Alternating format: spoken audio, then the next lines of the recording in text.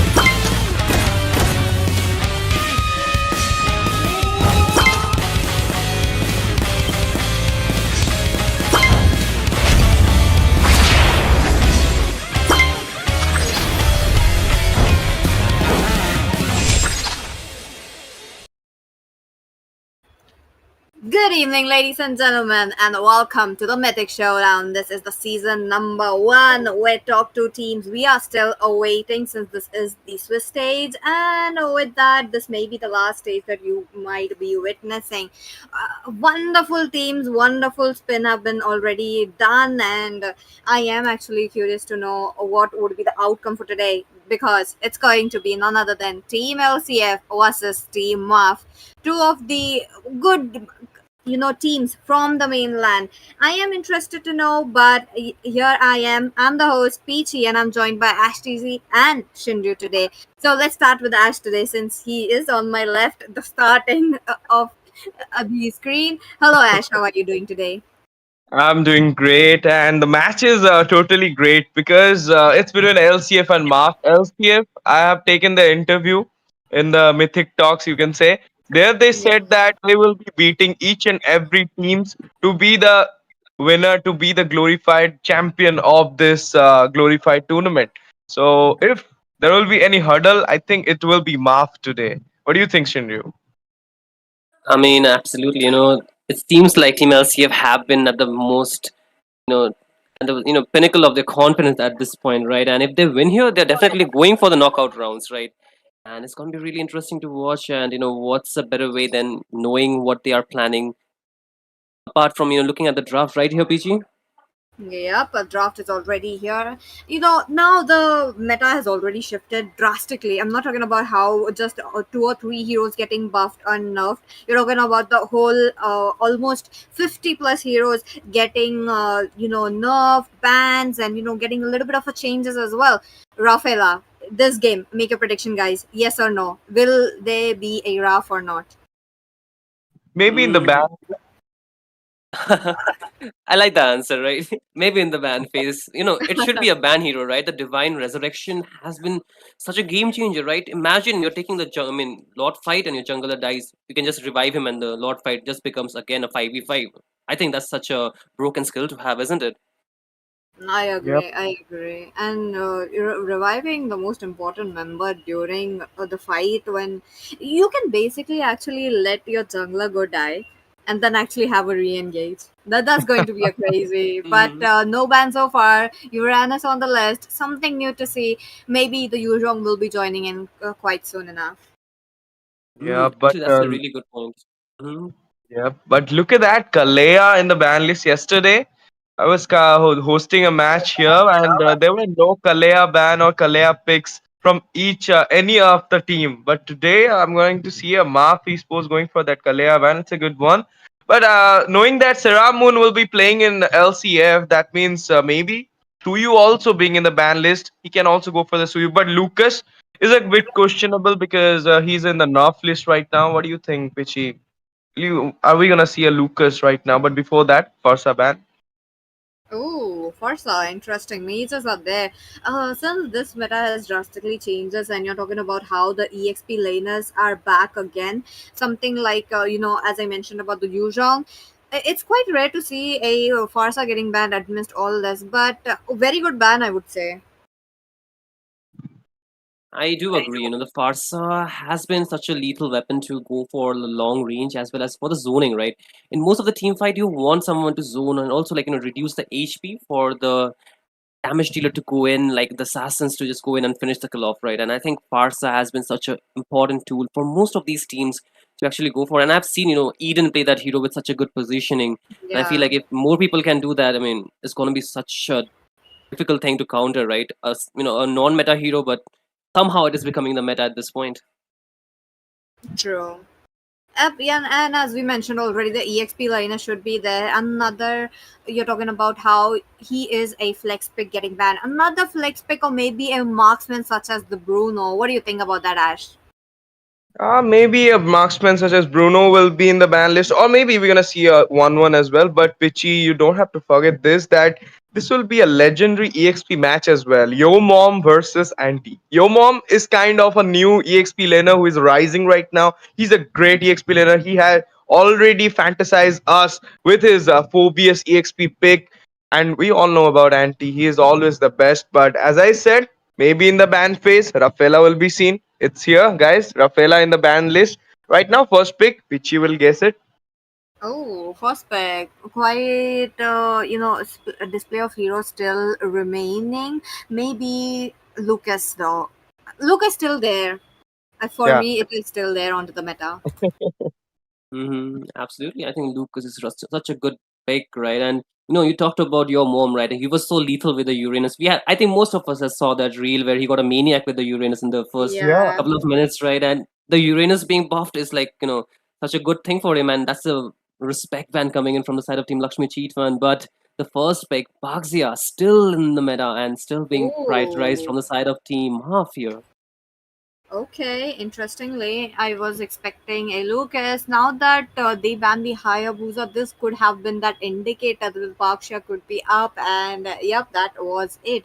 Now, again, Lucas there. What about some EXP laners that I'm talking about? What other EXP laners have been buffed this patch, Ash? A lot. A lot is right. And now having that lot buff into his side, and he's immensely best in the EXP at this point. If you're Oh, not having the Yuzong into your side, go for a lot. He can give the damage. He can go for the sustain as well. That Thunder uh-huh. Belt and Anticurus build, that two core items of our Lord build is back into the action, and you can go with the Assassin Emblem as well. But with that, we have to be in the knowledge that Lapu Lapu is also in the image right now. He is also in the scene. So a lot of EXP, as you said, the EXP meta is going on is 2021 back into 2025. So we're gonna see those Edward Albert days back into the Indian scenario right now. The EXP laners, Anti, Yo Mom. You can talk about Romcom. All these EXP laners will be shining this time rather than Kyle, those MM players who were signing before all those tournaments because of the MM buff. Definitely. Now, marksmen getting buffed, they will be having a limelight. This means that the mages may or may not be getting that limelight that we used to be seeing previously. But coming in from Lakshmi Chetfando, I'm really loving the Matilda. They did not forget it up. It really slipped my mind. This is a support meta you're talking about, and how prioritizing a support such as the Matilda, who is an evergreen hero, still works so well. But they need something tanky now. They have to tank up on the HP. What do you think about that, Shin? What what are your guesses about the next picks, especially for the EXP laner? I think they can still go for Xbox out here because the Yep, Xbox can counter the Lucas and not Lucas the Baksha. Foovis, the Foxy and the Foovis both into the lane, right? And it can also work as a jungler, so it can be working in a two-phase. But yes, right now picking up the glue would be a good choice, and they can also ban out their counters, right? The Ramis can be a good ban out here because they have already locked in the mage. And another thing I feel like like Ash mentioned, right, as well, Lapu Lapu is going to be so vital in this team fights because he's pretty much CC immune, right? When he goes in, Yep. with his ultimate form, with the bravest fighter, right? And it's going to be really difficult to stop him without a suppression skill. And I feel Lapu Lapu in the mix could have worked really well, but still, most of these teams are going back to the old meta where they're still prioritizing the hero that have been in the long run for for such a long time that I feel like it's hard to replace the heroes at this point with their draft and with the new strategies that they're trying to plan. Yeah. Looks looks like the changes are really a little bit slow, but I feel like it would be there, which very soon enough. Hmm. Absolutely, but Which is anyone adapted to the change, I will say it's special grade, divine realism. These teams are literally adapted to the change in a big way. I mean, they are going for Leslie MM, Edith mid, and they can going for. They are also going for Lapu Lapu EXP. I mean, they literally adapted it very well into their side because now I'm seeing a Granger, who is an old hero, Bakya, also an old hero, Phobius as well. Yesterday, that was a legendary match between Divine Rhythm and Special Grade. I mean, it was something I'll not miss anytime because they literally took some heroes which were not expected at any moment and they literally cooked with it. But right now, again, those are old, pretty old heroes. I'm getting bored from them, obviously. But what we can say, I mean, always I say this: comfort is better than the meta. So maybe that's the reason they're going for this comfort picks for their side. Interestingly enough, we are back again onto the banning phase. Four heroes left, and I'm curious though, what about you guys? The audience can also make the prediction, and also don't forget the giveaways on. That means you should be typing hashtag mythic M capital S Showdown Capital and proceed with it. Also, like the stream though, is going to boost your chances of getting selected. And as usual, three winners every single stream. So do join in your luck. And Shindu, let's move ahead with the bans as of now. Lakshmi Chit Fund, they are taking their sweet time, making sure to cover something, and I feel like they are forgetting something. I think they need to go for some kind of the major span out here, target down mid lane a lot more because if they can get more control from the mid lane because they already have a fast mobility given the fact that they have Matilda who can boost down your mobility around the map, and also with Yes. Selena you can actually get a lot of vision, right? I feel if they can actually win the mid lane, then the side lane can get isolated, right? And that might be a problem towards the side of team Maaf. Given the fact they do have a Bugs who can tank in the damage, who can soak in the damage, but if they do not have the information, if they do not have the high ground, it's going to be really difficult. And after taking such a long time, they did ban the Faramis as well as from the side of Team Maaf. They are banning the Erythril, so still, like I was expecting the new heroes to get banned, even the Nathan probably a ban, but it's quite open for Team LCF to go for. Agreed, agreed. And one more band though. I want to see something of a Jawhead or maybe a Chow. I feel like for the side of Maaf, they can prioritize it given the fact that they have a Pakshia as the front liner and they can go in with a Chow to try to make sure to get towards the marksman or possibly the uh, jungler as well, or maybe the Selena. Take out the Selena could be a very good thing, or maybe give out a kick to the Matilda. Still, will be having a good amount of. But I really like the courage though. Even though there's a Baxia in the enemy team, there is still a Matilda in. Mm. You know what, Pichi? As Sindhu mentioned, Vexana, Pyramis ban coming out because of that glue fear.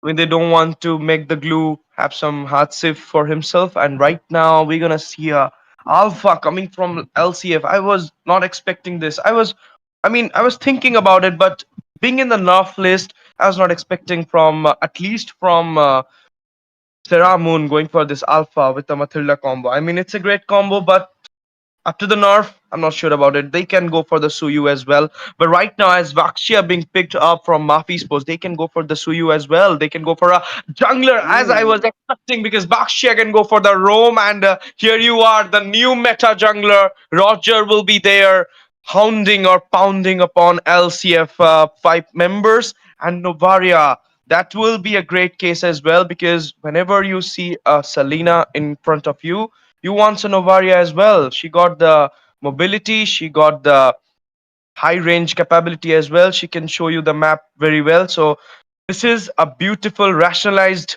picks coming out from Maaf as well as LCA. But I think the first match upper hand being into the hand of Maaf. If they play well, they will do well.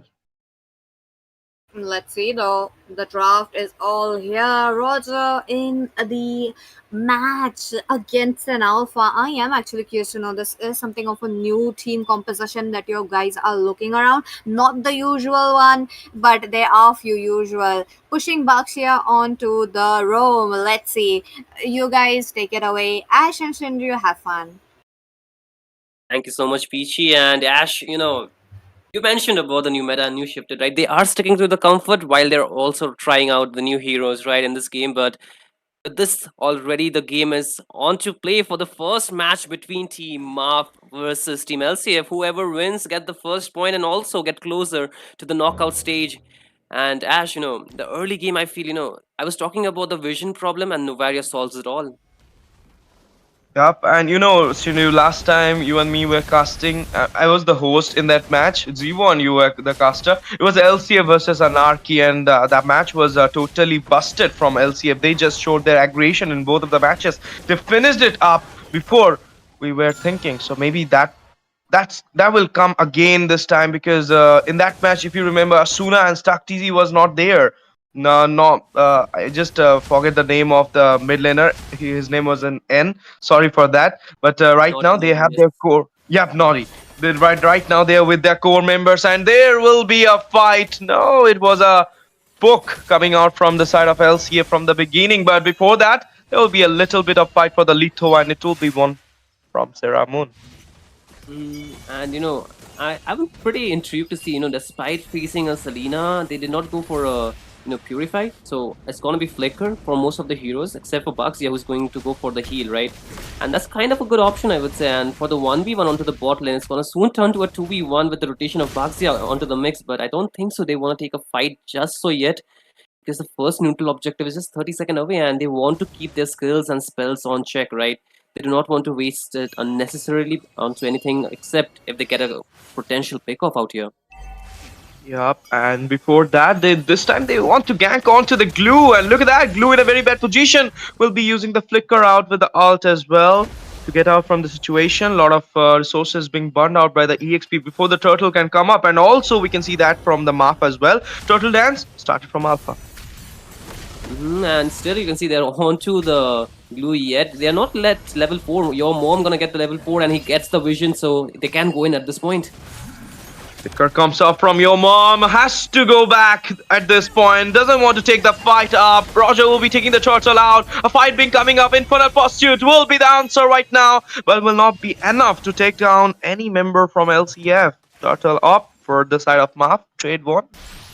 And I think that's such a good zoning coming out from your mom, right? He instantly flickered in to zone out Sarar Moon, knowing the fact that if he wants to go in, he'll continuously get the demonic pursuit, right? And at this point, once again, the Roger having a good time and first blood already this time. A 2v1 won. Despite losing the flicker, there was no one to support him out there. Yep, it was the Granger. Obviously, managed to take down the first blow for himself against the Stark TZ's ace pick. That's Ixia, but still, I mean, the score started well for Maaf. They got the turtle. They got the first blood. Right now, we'll be having some buffs as well. It's I mean, you know what? Team Maaf is knows that they will take the fight in a good way and they can win the fight because they got the tanky members. So they are just using that thing, that help for themselves. They're getting the kills, they're getting the trade. Yeah, absolutely. And I feel, Ixia's power spike comes a little bit late, so he needs to play really safe and he doesn't have a dash. So the flicker is all that he have. And if the support that's not going to be there and it's going to be a problem. But this time it's a 3v1 situation. PD needs to be careful. Yeah, previsualizing popped up, but Roger will be pounding upon that. Ixia already got the kill. Roger going with the leak and pound. Burn will not be hammering out that alpha from the map, but will be managed to get him out from the situation as well, because look at that, Sarar Moon is falling down just because of the nerf of alpha or what? Or before that, we can see another fight coming up in the mid lane. And this is why Bakshia Roam is a great thing to Shinryu, because you got the mobility, you can cover up the map easily with the roller coaster ride, so that's what's happening. And once you use the ultimate, you can soak in so much damage as well. So it's a cherry on top, right? You can sustain while you can also rotate fast. And I think, knowing the fact the MM did not have a flicker was a problem. This time, your mom once again going in strong. Yeah, but the turtle will be slain by glue. It's a surprise attack and Spear of Alpha coming on. Ixia the damage from the ult is a lot, but Yo Mom is here. Matilda will be down as well as Granger will be taking down Sarar Moon. And a sliver of HP. It will be a double kill with oh my goodness, Roger going in and double kill for the Roger as well. 5-man out. It's a serious wipeout for the team LCF. Even though they got the turtle, they will be getting wiped out. A serious trade won by Maaf in the first 5 minutes of the game. I am already a wipeout coming in, and they're also getting the mid lane turret with the gold sheet intact. And talk about, a better trade for Team Maaf. They are already leading with a 4k, not a 4, but a 2k, a 3k lead. And at this point, you can see the Roger being a problem for the side of Team LCF. They do not have enough CC to stop him, and the Baxia frontlining along with the Phobias, actually it's going to be really difficult for them to, mark a single target. But look at the turrets, they're falling left and right. 2 gone already in the 5 minutes and 30 seconds out here. And glorified Phobius pick of Yo Mom. Should have taken it seriously. I know this guy. Phobius is right now reckoning all those stops against any teams. And this is the reason I was not happy when they just throw that Phobius to him. Again, PG going in for a dive, but will not be enough. But Yo Mom, look at the rotation. Got the turret in the bot and right now here in the top, helping his teammates. This is why Yo Mom is kind of, you can say, the EXP standard of India. Wow, that's a new one and I'm hearing. But again, I feel Team LCF, they do not have their power spike yet. Yes, they have the alpha, but it's a nerfed alpha at this point, right? It cannot melt as fast as it is used to. And at this point, there are too many tanky frontline. And with the Roger being immune while he uses the Lycan Pounce, it's going to be so difficult to mark him, right? And he even has a, Novaria to give him an extended range. I feel that's going to be such a problem. But this time, your mom is going to be zoning him out. But a free turtle going in the favor of Team LCF because the Roger was quite far in the bot lane, and I think it's the first neutral objective being won from the side of Team LCF. That kind of, gives them some room to breathe. Actually second, because Glue took the second turtle easily for himself. That was a miscalculation from Roger that he couldn't reach in the third neutral objective time. But it's okay. I mean, you got the kills into your hand. Even if you are losing the turtle, doesn't matter. You are 5k goal ahead from the LCF at this point. Even the Tartarus is in your hand, but right now Matilda Bing. So Cozy going against the Granger will be taking down the tiers. And Phobius, 3 men coming on. Flicker will be there. Ixia will be giving a lot of damage to the Granger. Shut down for the Granger after taking down that Matilda. Infernal Pursuit coming up. Slaver of HP. Ixia will not be managed to. Okay, she's managing, but PD will be there to taking her out. Stuck TZ will be going into the heaven. Before that, a dive-in charge coming from this glue. Grab on will be going back into a safer zone, dismantling himself. Selena will not be more effective. Asuna needs to be back off as well. They want to take the fight, but they do not have necessary damage. This time they're lacking a lot of items on their heroes to even burst down. And Selena, despite being an early game, not really having a great time against those tanky picks. Granger and Novari are too difficult to mark because given their extended range is kind of a problem. And even Roger being immune once again, can't be marked. So this time the goal lead is still in the hands of Team Maaf, and at this point, they can take the fights they want to, and they can easily punish Team LCF. And if Team LCF are not really careful enough, they might lose the next objective, which is gonna spawn in 15 seconds. And given the lead Team Maaf has on their jungler, it's gonna be a slight problem because the red tree battle is definitely favoring Team Maaf at this point. Let's see, this time they are just surrounding at the Lord with the river control into the hand.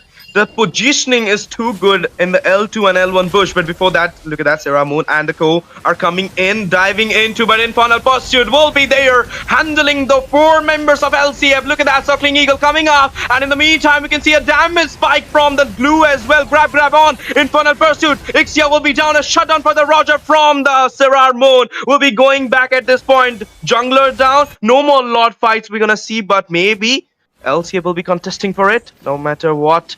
Let's see what will happen. You can see already Rudy is going in with Alpha out here, and they get a shot down onto PD. Yeah, PD will be down at this point, and it's a good reason to take down the Lord, but your mom will be there again, going against that Alpha, Slaver of HP. Nobody there is to take down the Alpha, so I don't think they can have... Oh my goodness, look at the shot coming from that Novaria. It is too much. Ixia coming back, a Slaver of HP managed to get back with the help of the Gliding Wind. And your mom was supposed to use the flicker, and they have burned too many resources, and I think this time they cannot contest for it whatsoever, and it's going to be a free Lord given to the side of Team Maaf. And despite they losing a lot of members from the last team fight, they still have the advantage. They did not throw the lead, and your mom is doing such a phenomenal job zoning the members out, and he's not also getting taken down, right? He's taking all the damage and also surviving, so that's a double plus for him. And at this point, Team LCF, they cannot, get so much ground. You can see Stark TZ, the main damage dealer, also being bursted down every time, already falling for 5 times. And the problem with his ultimate is that he's stationed, right? He cannot move once he uses his ultimate, the full barrage. And, he's pretty easy to mark for a Roger or even for a Granger. He can just free hit every time he wants. And at this point, with the Lord marching down, they're trying to sink the waves, but Team LCF, they're pushed back almost under their inhibitors, and at this point they cannot defend the second tier. They even try at this scenario that they have put themselves into. Even though you look at the minions are up into the mark, blessings will be up before the Lord reach the inhibitor, so maybe the top inhibitor can be get down at this point. 5 members are going into that. PD jumping upon the free members, and look at that, they will be getting that top inhibitor for themselves as well. Lord right now will be easily defended down by the LCF, but I don't think those second tiers can be defended by them. One more prediction I can do: whoever wins, no more Phobius in the second set. What do you think, Shinju? Absolutely, I think the Phobius as well as the Roger is definitely a worthy ban, right? And if they want, they could ban the Baxi as well, but I think it's still okay to keep it open. They can actually burst it down if they get a good hero, but I definitely feel, if they had gotten their hands onto the Xbox in the first half, things would have been really different. The Xbox jungle or even in the Xbox EXP could have worked really well, and they did not have enough damage. With the Alpha nerfed, the true damage not really being enough to burst down the members is definitely a problem. He does have a KD of 2-1, but that's not what you see. That's not what you want to see an Alpha doing, because he needs a pretty much of a snowball kind of gameplay, right? You need him to be leading in terms of gold and EXP, but this game he's pretty much behind, and that just stops him on his track to go in and deal the damage. And if Team LCF wants to win this game, they need to actually, get their Ixia properly positioned in the team fight. But there's a quick cat out there, but The fact is, Alpha brings both cybernetic. Wait, I need to read it close. I cannot see it. Alpha brings cybernetic strength and sustained damage. With his drone companion, he chains hit and heals as he dives deep into the enemy team. But it's not really happening with the nerfed Alpha, is it here, Ash? This is fire. These things are fire. People will be getting it, but I will suggest one more thing that you can't say it's a drone companion. It's better. It's his pet. You can't say it's a drone companion. You can't say my dog as dog. He has a name. You should add that name. He's better, guys. You can just tell him better. But right now, look at that. The Lord Dance already started, and as you said, that Xbox Jungle would have worked better, but. What we can say, they didn't went for that. They went for those pretty old picks. But right now, joining out the situation for those members in the L2 bush. And before that, Ranger coming up into the action as well. Infernal Pursuit dive into the 4 members of LCF. Yomom doing magic at this point. Ixia in the backline giving a lot of damage. Flicker will be up. Selena will be managed to get on the Yomom. Double kill for Asuna. With that, Roger being down, PG has to go back, dismantling himself from the fight at a sliver of HP. Still now, Granger being up. Lord Dance already begun, this time from the LCF side. No barrier joining out, but will not be enough to get down that Lord. Let's see, we'll be taking this Lord. Will we gonna see something magic? But before that, we can see a 1-2v1 fight was going on between the Ranger and Asuna. And Asuna will be taken down with the Lord being up for LCF. Yeah, this time, the positioning from Stark TZ was actually proper. He used the flicker to get back to a better position to deal the damage, and I think that definitely made things different for the side of Team LCF, and I think he needs to do that much more, but the cooldown onto that spell is kind of a long one. It's almost of 2 minutes, and with the Lord marching down this time from the side of Team LCF, they do have the high ground, they do have the positioning to actually, get some inhibitor turrets, but will they be able to do so is the question. And if they do not get that thing, it's going to be a problem. But another skirmish out here on the mid. Yup, one more fight this time. Roger will be the one taking down that. And with the help of the gliding wind, will be back into the zone. Blue will be using the split for getting back into a safer zone this time. Lord will be easily defended down. But you know what, Shinryu? After that Lord fight, they lost. Team Maaf, they lost some gold as well. So maybe we can expect for a comeback right now from LCF. Yeah, definitely. Team LCF has to be very wary of the fact that their Ixia is their main damage dealer, and unless and until he does not have a a flicker, it's gonna be very difficult for them to win this team fights, right? Yes, they are getting the inhibitors, but they can be punished pretty easily. They do not have the firepower without their Ixia, and that's really a problem. If the Ixia falls every time as the first member, then they can easily get just killed one by one with the damage that this Roger and the Grandeur are dishing out is so much, and at this point there's no one really who can mark him down. Even the glue can just climb onto the enemy, but there's nothing much. Without damage they cannot do much to even a frontliner like a Phobius or even a Baxia at this point. They do not get taken down whatsoever. But you know what? Previous way, if you're gonna see that Lord fight when that happened, Phobius just dive into the 4 members. Roger thought that he can grab some kills at that moment. Flicker come out for Stark TZ. He managed to get out, and in the meantime, Asuna got 2 kills into the hand. Roger and Yomom. It was the first shutdown for Yomom as well. So this is why you should have some patience into yourself before going into a fight. The damage dealer is Ixia. You have to take her down, and she will be easily not coming out from the wall of those 2 members, Matilda, Alpha, or you can say Glue. So you have to take her down from the back. You have to do some backstab things for her. Even though, maybe you have some rules for yourself. You'll not go for a backstab, but if you want to win a war, you have to do some, black things. Underhanded tricks, yep. Yep, they have to go for some underhanded tricks. They need to go for the flank onto the Ixia, right? You mentioned.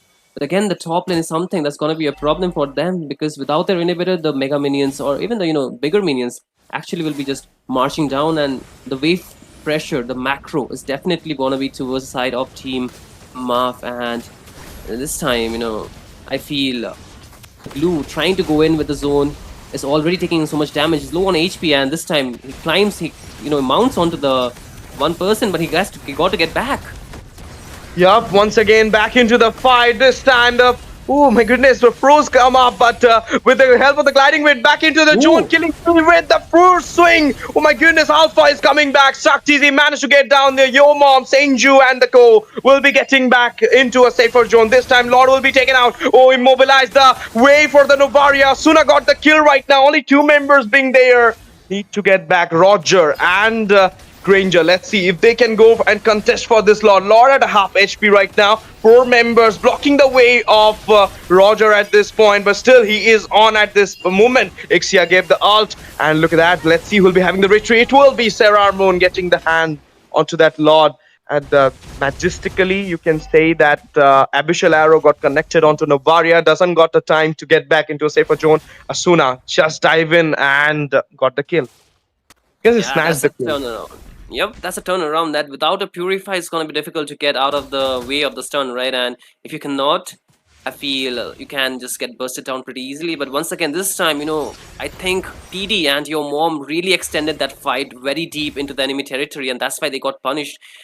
Stark TZ definitely got a good positioning out there, and he dealt enough damage for them to, take anyone down. And this is this power spike of an Exia into the late game. It's going to be really difficult to actually, outmatch his damage, even with a grandeur if you have, because his range is definitely far more. And look at that full barrage. Exia just got deleted. The Lord marching down out here in the base of Team Maaf. Ramon coming up, Matilda got down, Rudius will be the one. Oh my goodness, Chaos Piercer, and it will be piercing down that Phobius. Lord into the base right now. One more kill for the Ixia, triple kill onto the Bakshia. Will it be a Maniac? Let's see what happens. It's a Maniac to easy, and with this, they will be winning the match. They will be claiming the throne. They will be crushing the base for LCF, going 1 point ahead of Maaf with the help of Stark TZ's Maniac. What a game. Pichi, are you here? Did you saw that? What just happened right now? Man, oh man, before Peach even speaks out here, man, that was a redemption gameplay in the last end, wasn't it, Ash, from Stark TC? He was able to turn it around completely. Like, he got a Maniac, and I think Peachy is also as astonished as we are, right, Peachy? Yep, what a game coming in. The last moment, early game, yes, LCF was struggling, but they did manage to get back their snowball that they lost right from the mid game to the late game. They were not focused onto the early game. They knew they can turn around the map at Stark TV with that absolute demolition and the base just crushing down. What a gameplay coming in. Absolutely. Your mom got Man, down, and the match just got out from the hand of team Maaf, you can say. But look at this boy, Stuck TZ. Shinryu, from the beginning, he got down with 2v1. You saw that. I saw that. mhm. Viewers also saw that. But then he made his position very nicely. If you want to say he was using his flicker a good way, Roger couldn't find to get into the backline to get down Stark TZ. And then, boom, Novaria, Bakshia, Roger, Yomom, Maniac, and the base is on for him as well. This is insane gameplay. This is what we can say experience looks like. Absolutely. And I feel, like you mentioned, the experience out here definitely paving the way for Team LCF, isn't it, Peachy? Definitely. One thing about them, they have been in this scene for a long time, which is a good thing. But that this really shows that they are here for the top 5 position. I'm really loving the energy that they are bringing in, coming in from the side of Maaf as well. Given the fact that they are very quick with the meta and are all ready to adapt to it. But here we go, best of 3 series, as you guys know. Lakshmi Chitfan this time onto the blue side. Yeah, and you know what, Vichy, I definitely felt in the last team fight, not before the last fight, before the Lord fight, right out there, is it was like team LCF actually having a better position, and team Maaf, they actually pushed their luck too much. They really overextended with their frontliner, right? They went so deep and they got punished, and out there, they definitely throw the lead, and that's where, Stark TZ got his items, and it definitely benefited them from their own. And, despite being 1-5-2 in the early game, he was so strong in the late game with all his items locked in. I think that was the game changer moment, overextension from the side of Team Maaf.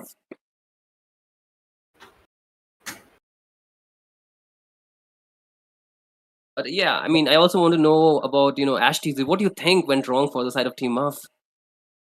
Uh, it's you can say it's misjudgment, miscalculation as well, because whenever the law was coming up, their strategy was to first take down Serar Moon or maybe two members of LCFs, then we will start the Lord. No, bro, you can start the Lord. You can go for a retreat bet or a retreat battle, you can say. But again and again, they did that thing because in the first Lord, they got that thing. They got that trade. They got Serar Moon, 2 kills as well. They got the glue. Then they went for the Lord. It was an easy Lord. Same strategy they used for 2 times and they got outplayed by them. I mean, Roger getting down, Baksha getting down. Not in the Mhm. second fight, Roger was there, but he couldn't got the chance to go for the Lord because 4 members are also present at that moment at Bush and was blocking his way. So that's the reason they lost the Lord fight. They lost some gold for them. And then we saw that positioning of Ixia was too great. Nobody was there to catch the backliner other than Yomom. Yomom getting down, you losing a fight. They got the thing. LCF got the thing. Then I mean, obviously, tables got turned around and Maaf got out from the first match. It's okay. It's a first set. Maybe they will come back. Maybe they're gonna give us a reverse sweep. But right now, in the banning phase, we're gonna see a Fanny ban, which is absolutely not needed at this point because she is totally nerfed. She should not be in the ban list. Bakshia is an important choice, we can say. Will be in the ban list. Mhm. Pichi, what do you think? Fanny ban? I think Peachy is just trying to decide what she's thinking or what she needs to say for this ban. Oh, Oh, oh she's my back god. here. Yep, Oh, I was muted. I thought I was speaking. it's absolutely fine. We can hear you now, well and clear. Okay, okay. No, I was wondering, like, I'm speaking, but why you guys can't hear me? It's like, oh, okay, I just noticed. Okay, anyways, talking about the Fanny ban, I will side with Ash this time around. Not needed, given the fact that could be easily counted as well coming in here at this position. You're talking about how, members can actually, especially Team LCF, can actually give a good contest, even if Team Maaf picks up a Fanny. But last ban coming in, what are your guesses? Just make a quick guess, both of you. Let's start with Ash. I think it will be Phobius. Okay, Shinryu? I think they can ban out the Matilda because we did not talk about it enough. But the Yeah. repositioning that the Matilda can give was really benefiting the side of Team LCF. But Katot Kacha ban, I did not think he would go for that though. Okay, I He mean, was out of blue. here. The glue's still open though. Now, on top of that, I wasn't expecting a Katotkacha as well. Maybe Team LCF. Oh, Oh, ho, wait a ho. minute. Wait a This is minute. criminal move, Auntie. This is Yes. criminal move. What will your mom do? I mean, what will he do as of now, given the fact that his hero is there at the other side? There could be a CC coming in, but I feel like it is still not enough for this Uranus, who is really known to go at the enemy's nexus and just stay there forever. And I feel, the Badang being open was definitely a good choice to go for. And this time, Farsa also open in the mix. So, Ash, really strong combo, isn't it? Yeah, but I was expecting a Yuzong at this point against a Uranus. It would have been a great choice for Mob, but they went for that Badang. Maybe for the Rome right now. We'll be picking up the Yuzong later by your mom. But Uranus, this beast is something. I mean, you beat him, you will get the reason. He's the reason god. So obviously, but Oh, oh my goodness, LCF going no mercy at this point with the Rafaela being onto his side, and again this time Stock TZ will be with his Granger. I mean, even though two nerf has happened to the Granger, but this this guy is something. He is not getting nerf. He is still in the meta. So I mean, Granger in the hand, in the safest hand, you can say, in the hand of Stark TZ. It will be a, I mean, treat to watch for my eyes. But right now, the last pick of this first picking phase, Maaf, I think it would be a Yuzong if Badang will be in the Rome section, or maybe they can go for a jungler, a Roger, if they don't want it to get banned. Roger, this game looks quite viable, but they need something on the other to stop the Rafaela. Even Oh, if Rafaela is stopped, what are they going to do? This would be the revive Rafaela you guys would be watching in the Mythic Showdown. First game looks like we are getting it from the Lakshmi Chit Fund, but moving on though, they're going in quite fast. YSS onto the Land of Dawn. Interesting choice against a Uranus as well as a Rafaela. What do you guys think about that? Yep, absolutely. I felt, they needed something to actually go for a bit of sustainable kind of thing at this point.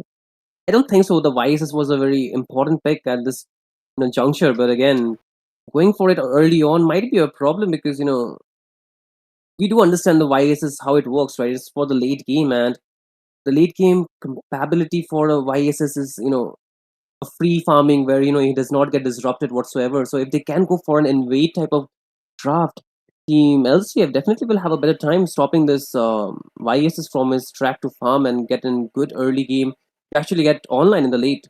So they can actually go for an assassin out here against the YSS. Even like I would say Lancelot walk at this point. Link I too.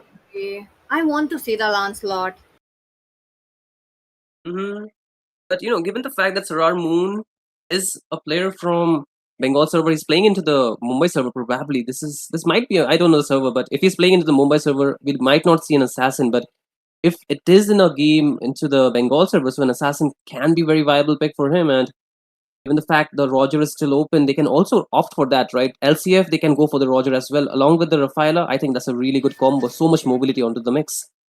I feel like they will be going with a Joy or Suyu. That high loss band speaks a lot right now. Doesn't want to hinder their mobility picks. So maybe Joy could come into the action or a Suyu. But I mean, personally, I want to see a Ling right now because it will be a great sight to see a Ling versus Ishan Chen. Both of them have high mobility right now, and both of them got the buff.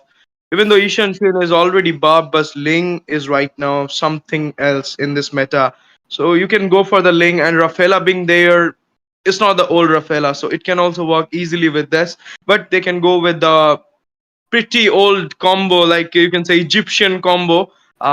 That is Rafaela and Roger, as you mentioned, or maybe Rafaela Alpha could also fit into the way. Fedrin ban was a good thing because you all know that Fedrin Rafaela combo do works great. And Asuna Fear just being seen from Maaf right now, Selena being in the ban list. Maybe we're gonna see Asuna's trademark Sicilian to be here or something to stun. Xavier can also be here. I don't know. Interestingly enough, for a Farsa, against a Farsa, I do want to see a Selena though. This game around, Selena could be there, but Ooh. wait a minute. What? No way. No way they just picked up a Nana. This is a surprise for all of us. I mean, we were What? expecting the Roger, right? But the Nana? No, I mean, more than a surprise. Yesterday I made up an introduction where I just wrote it down that in this Mythic Showdown you won't be seeing any nanas, and they are picking up a nana. They want to prove Now you I wrong there, can't say Pichi. that. Now I can't say that. That means they want you to do a Nana cosplay. Oh no. Oh, my hair is matching with nana though. It's just not pink. That's all. Uh-huh. But once again, to round things off, they got a EXP Paquito. Paquito being buffed, I think that's a good choice to go for. The damage is really so high, and they do not have too much CC except for the Nana. But out here, Pichi, we are going into the game once again. Yes, sir. Have fun. I want to see a Mania coming in from Nana, and with that, Ashtizi and Shinryu, take it away. Yeah, we will take it away, but you have those goodies as well, so it kind of match you, Nana, with the Molina. You can do the cosplay if you want. But here we are into the match number 2 in the BO3 series between Team LCF versus Team Maaf Esports. 1 point is already being granted towards LCF, so is there a match point scenario for them? And a do or die for the Maaf. They need to win this match if they wants to play the third set, if they wants to do a reverse sweep. But right now, already aggression being shown by Maaf at a sliver of HP. Will be Uranus taken down? No, the reason God will be away from the threat. And that is the power of the new,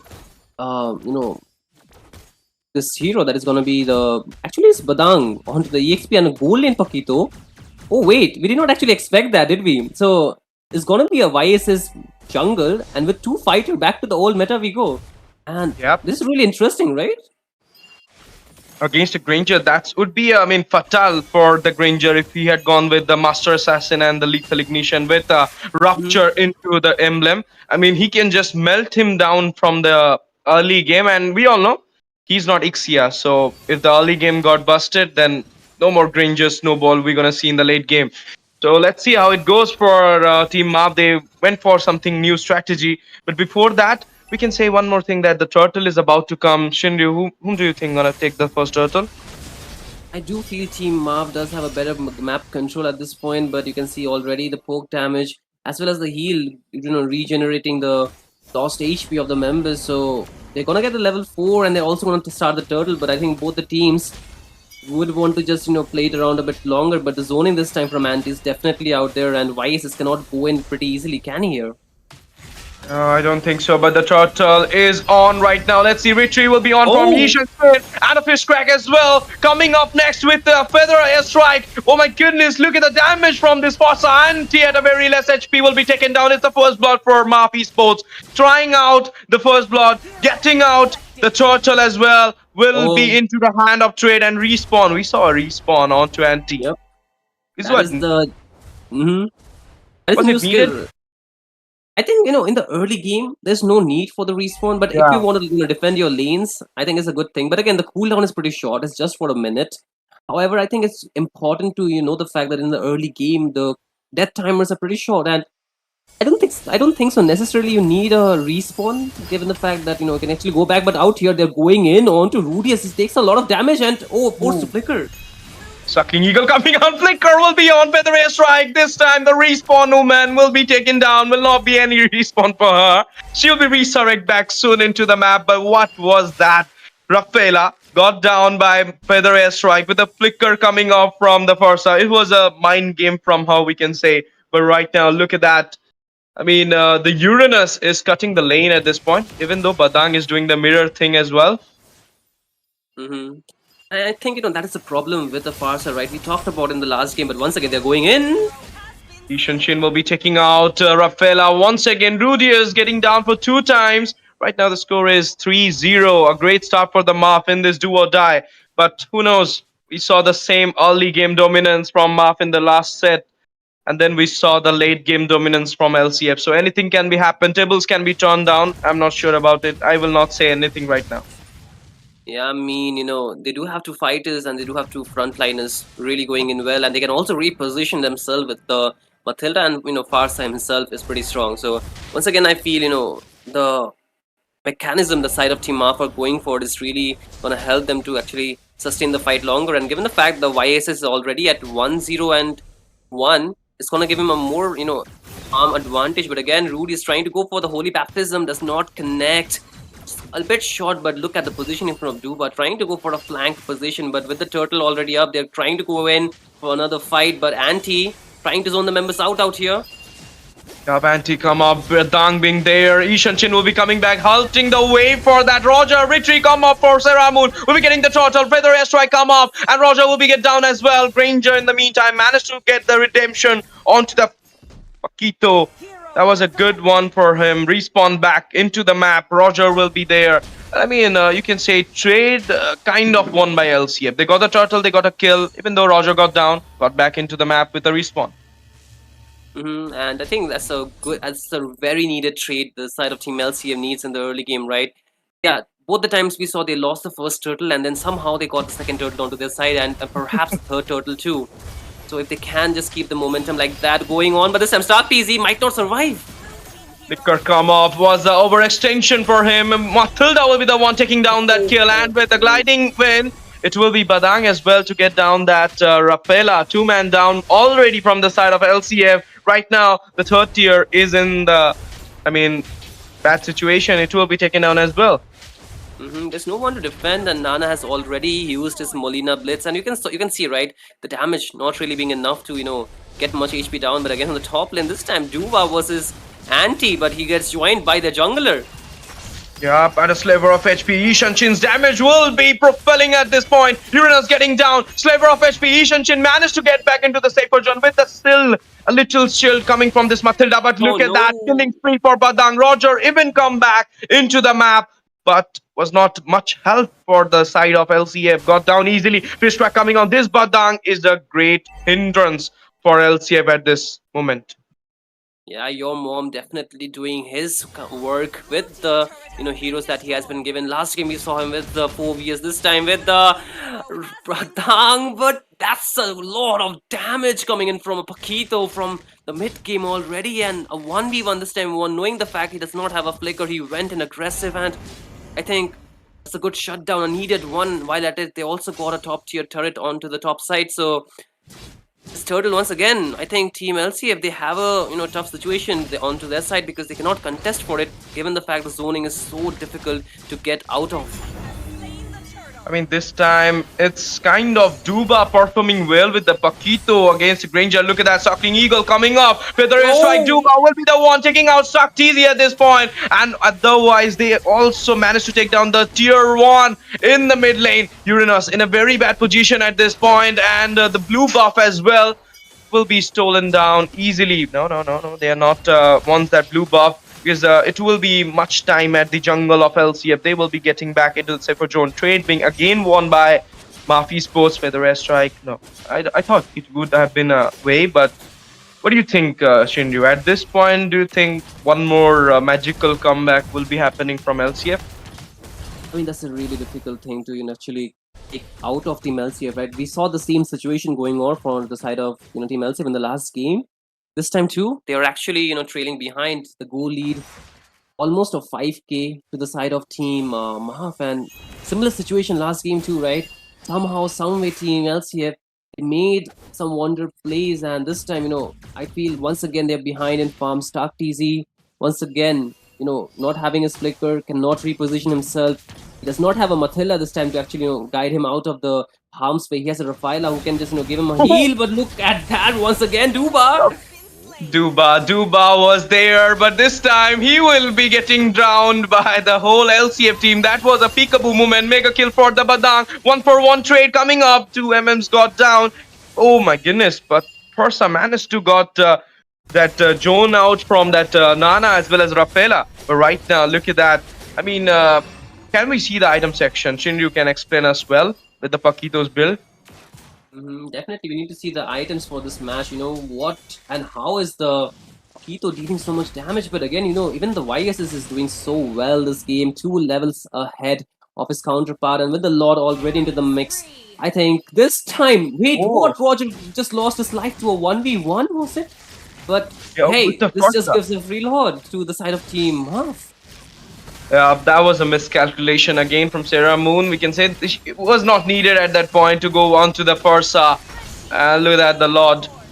Easy for Team Maaf right now. They will be coming with the Lord, and maybe they can get some second tiers as well. But before that, we can see a fight coming up at the mid lane. We'll be make sure that we'll not be taking this fight on before the Lord come up. But items are here. Shinryu, can you just say me? Paquito is... Yep, you can see he's leading actually in terms of gold as well as item. He has already completed 3, whereas Grandeur just have 2. He's just on his way to make the Hunter Strike, so he's a bit behind in terms of gold. And even the jungler, you can see the gold apart 2k, almost 1.4k gold lead.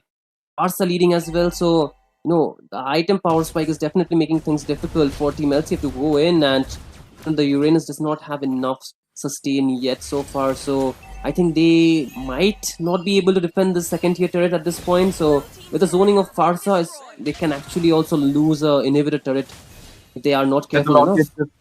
Yep, let the Lord get the pin down. I have a beautiful question for you. Before that, we can see it will be the holy blessings taking out the Lord, and the second tiers, as I expected, will be taken down in this process. Will be done as well. But minions coming up, Feather strike into the action. Flicker may be coming up from this Badang. No, it will not be there. Uranus managed to defend down those minions before taking out those inhibitors. Beautiful reason coming from this Rafaela. Still now, Maaf. Aggressive Nectar will be on.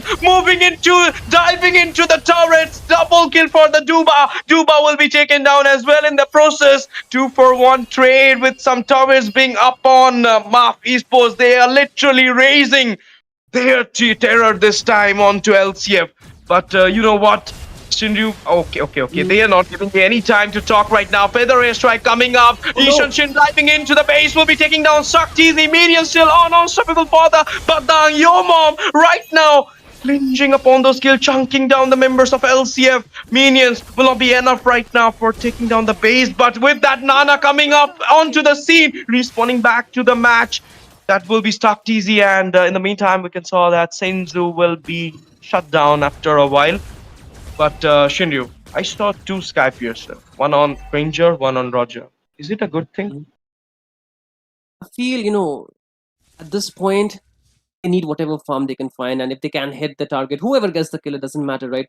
As long as they can get the kill, is good. But right now, they are really trailing behind. The Stark TZ on his hero this time also, 1-5-2, just like in the last game onto the Ixia. I feel good fight like this might just change thing around, but this time Team LCF in a mixed bad positioning. Duba. This guy is something right now. Taking down that Nana. Roger coming into the action. Taking down the Matilda as well. 1-for-1 trade, but at a very bad position. Anti will be taken out. Duba is the one right now who is playing without a Skypiercer and clinging upon those kills. 6-3. 6 is the score, is the KD of Duba. Turtle. No, it's a Lord. Spawning back into the action, into the lineup done at IGC, Indian Gaming Corps, Mythic Showdown, and Ishan Shin will be the one who will be fighting out the Lord at half of HP. It will be a free Lord for Maaf Sports, but I mean, at this point, if something can help LCF, it would be Granger. If he can come back with those kills, he can turn around the table. Yeah, but one thing, I have not seen so much utilization of the Nana so far. Yes, he does have the Molina as well as the Molina Blitz, but the damage, we never seen that damage coming through, right?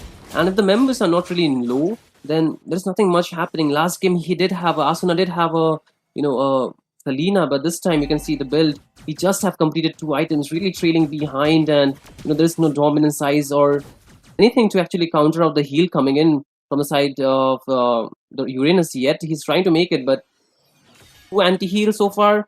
I think that's not really being enough with the shield as well as the heal that is coming from the heroes. But once again, this time Lord marching in, no inhibitor. Team LCF, how will they defend? Yep, deflecting the Lord wave. I can see a Winter Crown onto Duba. He will be diving into any time. And before that, killing spree for Ishan Shin onto Serar Moon. And in the meantime, they managed to get down the inhibitors. That is Slaver of HP. Will be Rafaela managed to get back? No, he will be managed to get back, but a fist crack coming on. Monster kill for the Badang. They're locking the base at this point. And it will be a win for Maaf Sports. We will be claiming a number 3 set at the BO3 series between Maaf Esports versus LCF. The viewers, casters, everybody wants to see a third set, and we will be, embracing it soon. But before that, Shinryu, what got down for Team LCF? Is it Duba's Paquito or Badang? It was kind of sandwich from the EXP laners, from the fighters, and in between the sandwich, the cucumber was LCF. What went down first was the base, but before that, I think more than me, Peachy can answer this question really well. So why don't we have Peachy back on with us to answer that question? Peachy, what do you think went wrong for Team LCF? Hello, I am back. And talking about what went wrong, I feel like in a way they were very squishy enough. Duba with those instant bursts, look at him, look at his build.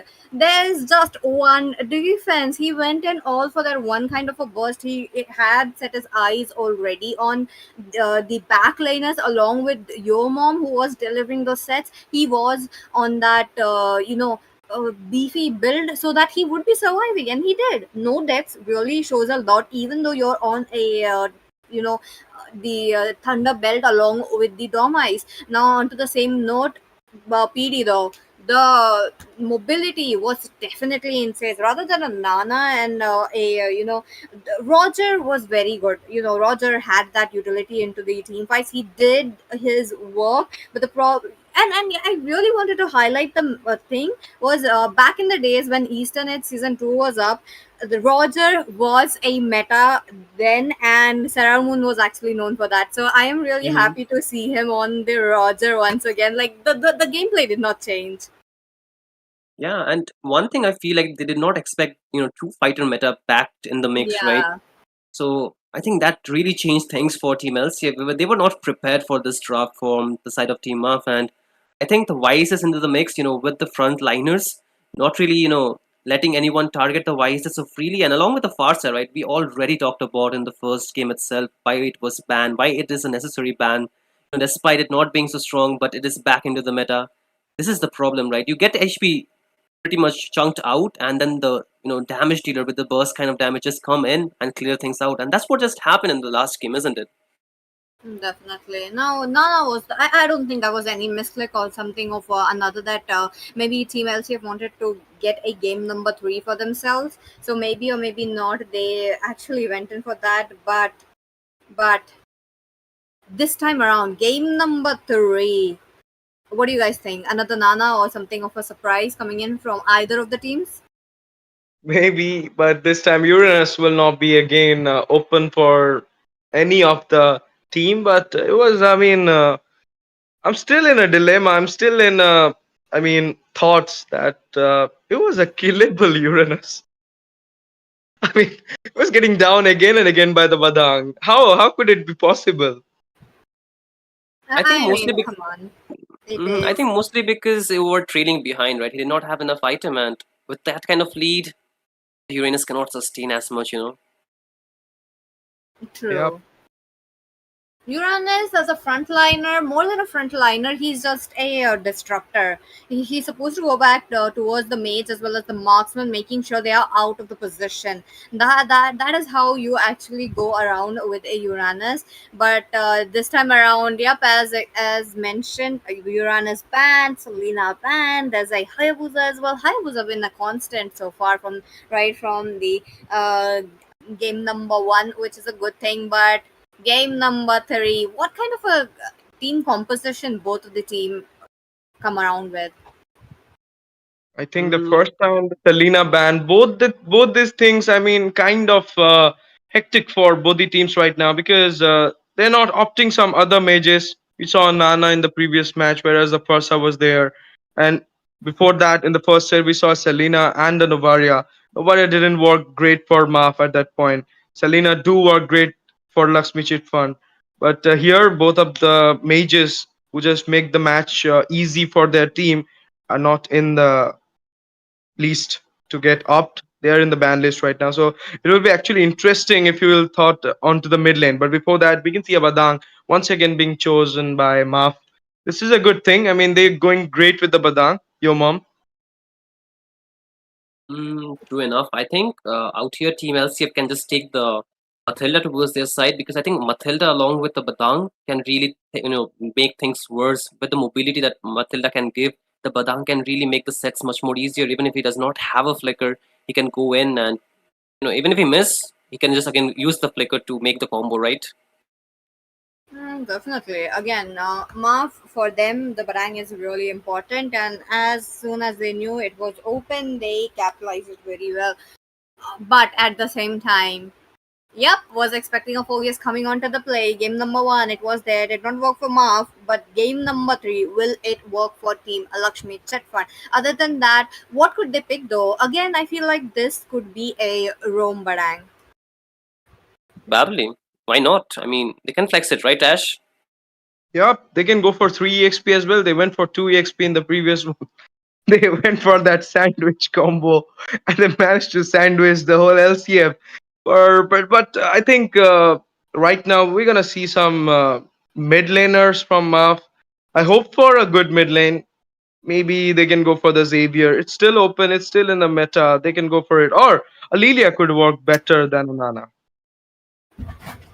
Probably. I feel they have an option. They have a lot of options, right? They can still go for the Novaria just like in the first game. It was working well, right? It was just the stun, and this time the Selena being banned, so they can actually opt for it. But I feel they do need some burst or some kind of shred for the Mobius. So any options for them to match that kind of damage you're reaching? Again, there is a possibility of a Paquito coming onto the play. EXP Paquito, I kind of want to see it given the fact that he does have the mobility to reach up to the Granger, especially Stark Daisy, who is known to play the marksman quite in a position that you Mm-hmm. are not able to find it, but at the same time, okay, looking at that, Roger back again, but not into the hands of Sarah Moon, which is kind of a bummer for me, but it is definitely a Rome Badang. Yep. But still a flex, right? Still a flex. It can be just changed up anytime they want it. Possible. Again, putting up I kind of want to see a Gatot Kacha onto the EXP, given the fact that most of the Gatot Kacha here in the stages have been just a little bit passive. They have been taking out quite easily. You're talking about how the HP is just going in quite low enough that they cannot actually make a play. But before that, let's move back to the banning phase. Fredrin out of the way. You're talking about the Bakshia is also out of the way. Marksman's gone, but they are quite a marksman still open against Granger. Mm-hmm. And go ahead, Ash. Say. Yeah, I was saying once again, maybe we're gonna see that alpha pick right now from LCF because all those options, Fedrin, Xborg, Baksha, everything is out from the hand.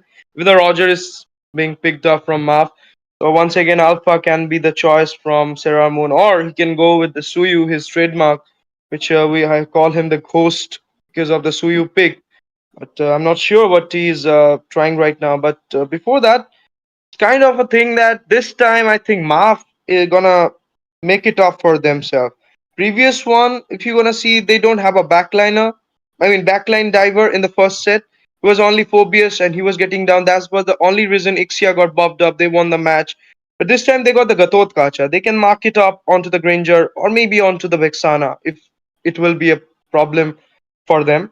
So it's like, I mean, Shinryu, if Maaf loses, I don't feel bad for them. They literally fight well. What if the first match was on to them? It would have been a 2-0 for LCF. Definitely, Team Up had the momentum going for themselves. It was just a bit of the overextension that costed them that game. This time, man, we see Hanabi into the mix along with Paramis. So the HP bars are not gonna go down, and if it's gonna go down, it's gonna be instantly brought back up with the Paramis. And I feel, Team Maaf does have a slight advantage if you look at the draft at so far so good. I mean, I think that Hanabi pick can work really well if it cannot be marked. But again, if it's kind of snowballed in the early game, it's gonna be a really big problem for them to scale up. Why the Hanabi though? Yeah. The I, Hanabi, I mean, you I'm guys might not. not know. Okay, Yeah, this is I'm a. not. Uh-huh. I'm not criticizing the hero, but what is the reasoning for this kind of a composition? The first three heroes, such a banger, then comes Hanabi. That's just like the graph just went down for me. I mean, a lot of people underestimate the Hanabi. I'm not a Hanabi main, guys. Before I say this, I'm not a Hanabi main. I don't even use Hanabi. I'm not a person who would tell my teammates to pick Hanabi, but hear me out, okay? Hanabi, like, it's more of the continuous damage that Hanabi can project. And if the teammates are kind of, close in, it's going to be really difficult to actually get out of the damage. But once again, Peachy, we go back into the game out here.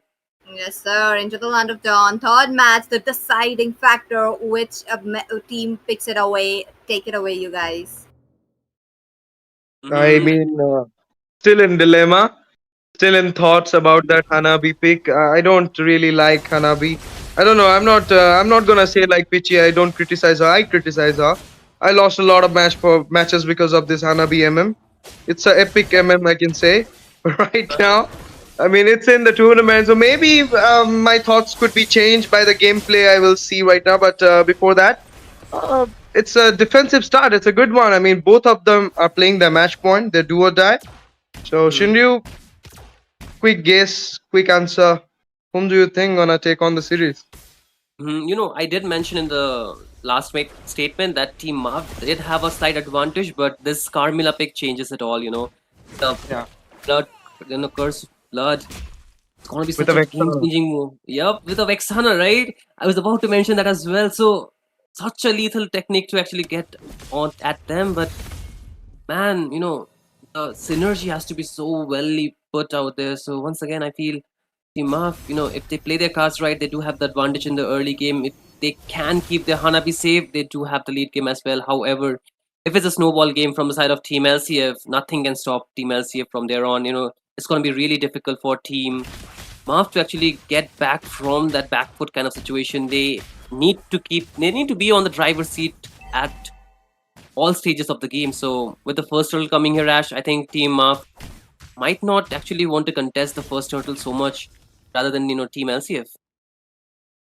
Yep. And you know what? I think that Duba went for that Hanabi because of the Purify, maybe. Because he got to know that Vexana is here, maybe Carmilla coming up, or maybe something which can give a good crowd control. Before the match, if you want to see, there was no crowd control. I mean, Uranus doesn't give a stun to you. So Paquito was doing majestically great things. But this time, maybe this was the reason they went for the Hanabi. But before that, the turtle dance started. Flicker coming up from the Badang. Well, oh my goodness, it will be Suyu taking out the turtle and first bird as well. Roger getting down. A great start for the LCF. Infernal Pursuit coming up. Suyu will be the one claiming the double kill as well as a rotation from top to mid. Getting down that third kill as well for the Granger. So this is what I meant. They should not contest for the first turtle. They do not have the advantage in the early game. The damage is going to be lacking. So them forcing their way is going to be a problem. But again, on the bot lane, they're still being pushed back under their own second tier turret, and their jungle is also being invaded at this point. So this is the thing. You need to know your power spike of your draft, because if you do not play according to that, it's going to be pretty much of a snowball type of gameplay, because you cannot go in and expect abnormal damage when you do not have the items, when you do not have the heroes actually doing well. And once again, your mom, this time it felt like he was lagging though. Yep, and it's like they got the early snowball, which was not needed at this point for. If you want to win this match, you should have given that early snowball to LCF with this draft. As Shinryu mentioned from beginning, that the Hanabi should get some early snowball if they wants to get that late spike for them. It's not happening right now, and as you mentioned, the lag seems like that as well. We will be coming back soon, but before that, we'll be talking about the match. So Shinryu, in the previous match we saw Paquito. This match we are going to see. Going to see what it's already there, Hanabi. So what do you think? The Hanabi being there, we were about to say a lot of things onto the Hanabi. Yes, guys, we are those trawlers in the game. We trawl when Hanabi comes up. We take 2 retreat whenever Hanabi shown in the goal lane.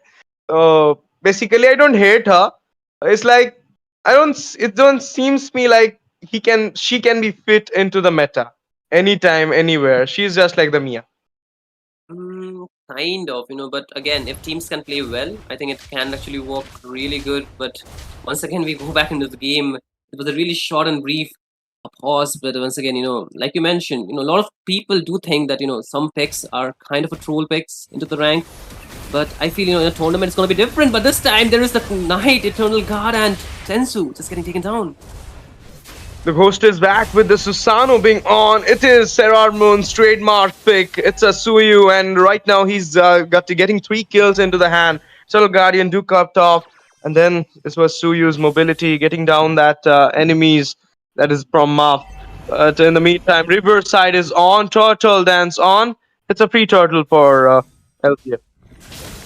Definitely, the early game is going to be heavily favoring the side of Team LCF so far. They're really doing a good usage of their draft and also their, snowball capabilities. Again, you can see they're trying to corner Duva this time. He's taking in a lot of damage. There is the Curse of Blood.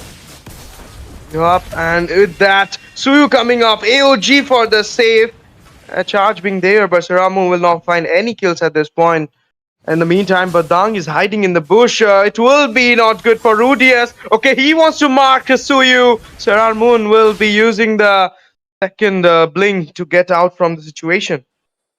Yes, that was a really good read from him. But once again, they are not going to leave the goal in quite freely. You can see that trying to constantly put pressure out there, and they will be eventually able to get the turret down. So this time, Starkeys is actually doing better than the last 2 games, right? He's sitting at a comfortable score of 1-0, and one, and Rudy is trying to take bit of vision, bit of poke from the enemy, but he lost a lot of HP, so he needs to be careful because he does not want to waste his skills just like that when his teammates are not around. But once again, Ash only this time in the favor of team LCF. You can see Duba trying to go for a sneaky push, but he'll be stopped in his track. So like I was mentioning, the goal lead this time in the side of team LCF, and do you think in the late game they can actually make a comeback side of team Maaf, because they're pretty late game oriented right at this point, and you can see the constant pressure from the side of team LCF. So do you think there's a possibility for them to actually bounce back? Yesterday I saw a meme, but before that, Eternal Guardian caught up onto Duba. Duba at a very bad position, will be taken down by Sarah Moon. Some mega kill for Sarah Moon. Course of Blood coming up, but Dang will be the one taking down the Caramilla. In the meantime, Suyu caught off into the mark, and we'll look at the damage from the Suyu AOG. Came back into the action to get out from the situation. Infernal Pursuit once again, and look at the damage. Okay, it was the Paramis making sure that the Badang and the Co will be safe at this position, but the Turtle will be again going free onto the side of LCF. They got one kill on the Caramilla. I was talking about the meme, Shinryu. Whenever Hanabi players come up, their name is CC Immune rather than their IGN. Well, that's a really good meme because you cannot CC that hero, but once again, you might not be able to CC that hero, but you can still link them, right? She can still be linked with the ultimate of Carmilla, and at this point, that's a problem because even if you use the Nether Realm, you're still being together, and that's a very sweet spot for this Carmilla to hit you, and if you're not careful enough, you're definitely gonna get taken down. So being pushed back inside your own jungle is not something Team Maaf was doing in the previous two games, so this is a different situation they have put themselves into. And once again, Team LCF, they're looking really comfortable being on the driver's seat. They want to take this middle lane turret, and I don't think so Team Maaf can do anything to stop them. Yes, and look at that, at a very bad positioning. PD is right now revitalizing popped off. He got the AOG, but I don't think he will get any chance to cast it out. A Sky Piercer, some Rhapsody's Bullet, and Gatotkacha will be sent to heaven. Yes, absolutely, and it's a problem if you do not have your escape tools, you're gonna get taken down. And Sky Piercer stack is definitely going up for Stark TZ. I think he almost have 10 to 20 stacks at this point, and he would love to get even more stacks because that's gonna give him even more damage spike. And this time they're targeting the second tier turret onto the mid lane, so before the Lord they want to take things down, but Shenzu, where did he go? It's Sky Piercer. It's Sky Piercer from Stark TZ. It will be right now, it will be 30 or 20. I'm not sure, but it was literally that Rhapsody again coming up. Ritz time on to PD once again. PD at a very bad position. Sun coming on from the Suyu. Mega kill for the Granger. Slaver of HP. Fish crack come off. Shut down for the Granger. Shut down for the Suyu as well. Coming back will be seen right now from Maaf Esports. Roger being there. Bad positioning. Carmilla taken out. Easily double kill. In the meantime, Redemption a little bit push from Anti in the bot. Yes, and that was the ultimate CC combo. You saw Badang going in, you saw the car, the ultimate from these, Hanabi doing the immobilizing and giving them so much so much pressure and so much, advantage, and they're trying to go in for the Lord, but this time Anti needs to be careful. Anti will be taking out Badang, Slaver of HP, but right now Hanabi will be the one taking out Phobia's killing spree for the Roger onto Vexana, marking her out. Stark TZ back into the map. Need to be dismantled themselves from the Lord. Eternal Guardian do popped up. Slaver of HP, but I think they could have taken the Lord at this point, but maybe doesn't want to take it. Wants some reason back into the side, whereas Sir Armon back into the map. Caramilla hiding in the bush. Rudius will be cut off. Cross of Blood coming up into the action, but Dang being there. In the meantime, we can see a knock-off come from the Lord. It was an airborne for 4 of them. Paramis already used up the ult. Caramilla at a very bad position. Slaver of HP will be taken down by Duba. Sarar Moon going into a beautiful way. Not got cut off from the Badang, but in the meantime, Gatotkacha got down. Let's see who'll be using the retreat. It will be the Roger's retreat. Taking down the Lord. Shut down for the Roger up to the Lord being taken down. It will be Stark TZ. One man down from Maaf Esports with the Lord being taken down. Maybe a comeback from them, but not a setback, I can say. Definitely, They've won the Lord, but at what cost? They lost so many members, and right now the Lord is going to be stopped down in its track from the bot lane itself. It's not going to be marching down anywhere else. And Team LCF, despite losing that Lord, are still in the lead. They have not really lost too much, and basically they have not lost anything except for some kills here and there. But once again, I feel that last fight was something that really favored Team Maaf, and they're trying to get the momentum still going for themselves. And in that Lord fight, they tried too much, but despite making the sacrifices, they got the kills onto the Hanabi. So I feel this Hanabi will be able to do some wonders, given the fact they can just extend this game for a bit longer, maybe to the 15 to 16 minute mark, where their damage will be much more than it is currently right now. So far, I feel Team LCF, they should not push their luck anymore. They should just freeze the lane. They should just take the resources away from Team Maaf, so they cannot get farmed up, and just wait for the next lot to come. They should not gamble anything, because if they do too much, they can get punished, right? We saw how the Curse Blood was not really doing much despite it being used. The damage cannot even reach the members of Team Maaf. Actually, it does work. I mean, it was casted onto Gatotkacha singly. So Gatotkacha got down at that point. Nobody else got affected by it. So that may be Rudius' misjudgment. He just casted it on single hero, and Vixana was not available at that point. So it doesn't work with a Granger's Rhapsody, obviously. I mean, not much damage, but when the Eternal Guardian mixed up with that Curse of Blood, it deals a lot of damage. Or you can say Gatotkacha's AOG and a Curse of Blood, but this time Gatotkacha is in the opponent's side, so maybe that's the reason this is not getting effective anyway. But what we were fearing, that is Hanabi is getting the snowball. I do hate her, but in the late game, she is something else, just like the Mia. So you have to think in your mind as well, this thing that you could not take this game into late. You have a Granger though, but Hanabi is furious in the late game. Absolutely, and so far, Team LCF, they have not been able to mark the Hanabi much, except for that one time they got a kill onto her. So, like you mentioned, the CC immune hero, right? But wait, Shenzu! Ooh, that was so close. He's forced to use the flicker, so he will not have it for the Lord fight. So that's gonna spell problem, because he cannot actually go for the flicker and the realm combo, right? And Team Maaf, how will they contest for this Lord is the question here, Ash.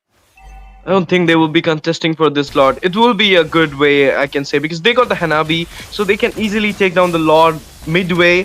So they should stay safe. They should wait for the Lord to come. They can deflect the way, or maybe they can just stop it in the midway. It will be a good answer for them. Rather than contesting it, losing some members, it will be hectic for them. So it's a good idea. It's a good choice they did right now. But with this, we can see, I mean, a beautiful goal lead can be seen from LCF. It's a little 5k goal lead, not a 5k, 4.3k goal lead. That's a good thing in a 14 minutes game. Soon it will be 18 minutes maybe, and we're gonna see the advanced Lord. Let's see how it goes for both the sides. Yeah, I think it's a better option for Team Maaf to actually defend this rather than contesting once again, right? They do have enough wave clear for this Lord fight, but the problem is going to be the team fight tools the side of Team LCF has to offer. If they are able to connect all their skills properly, it's very difficult for them to actually sustain all of damage despite having a Paramis into the mix. It's not really enough, but there are two Lords that Team Maaf need to defend right now, but they're getting pushed back.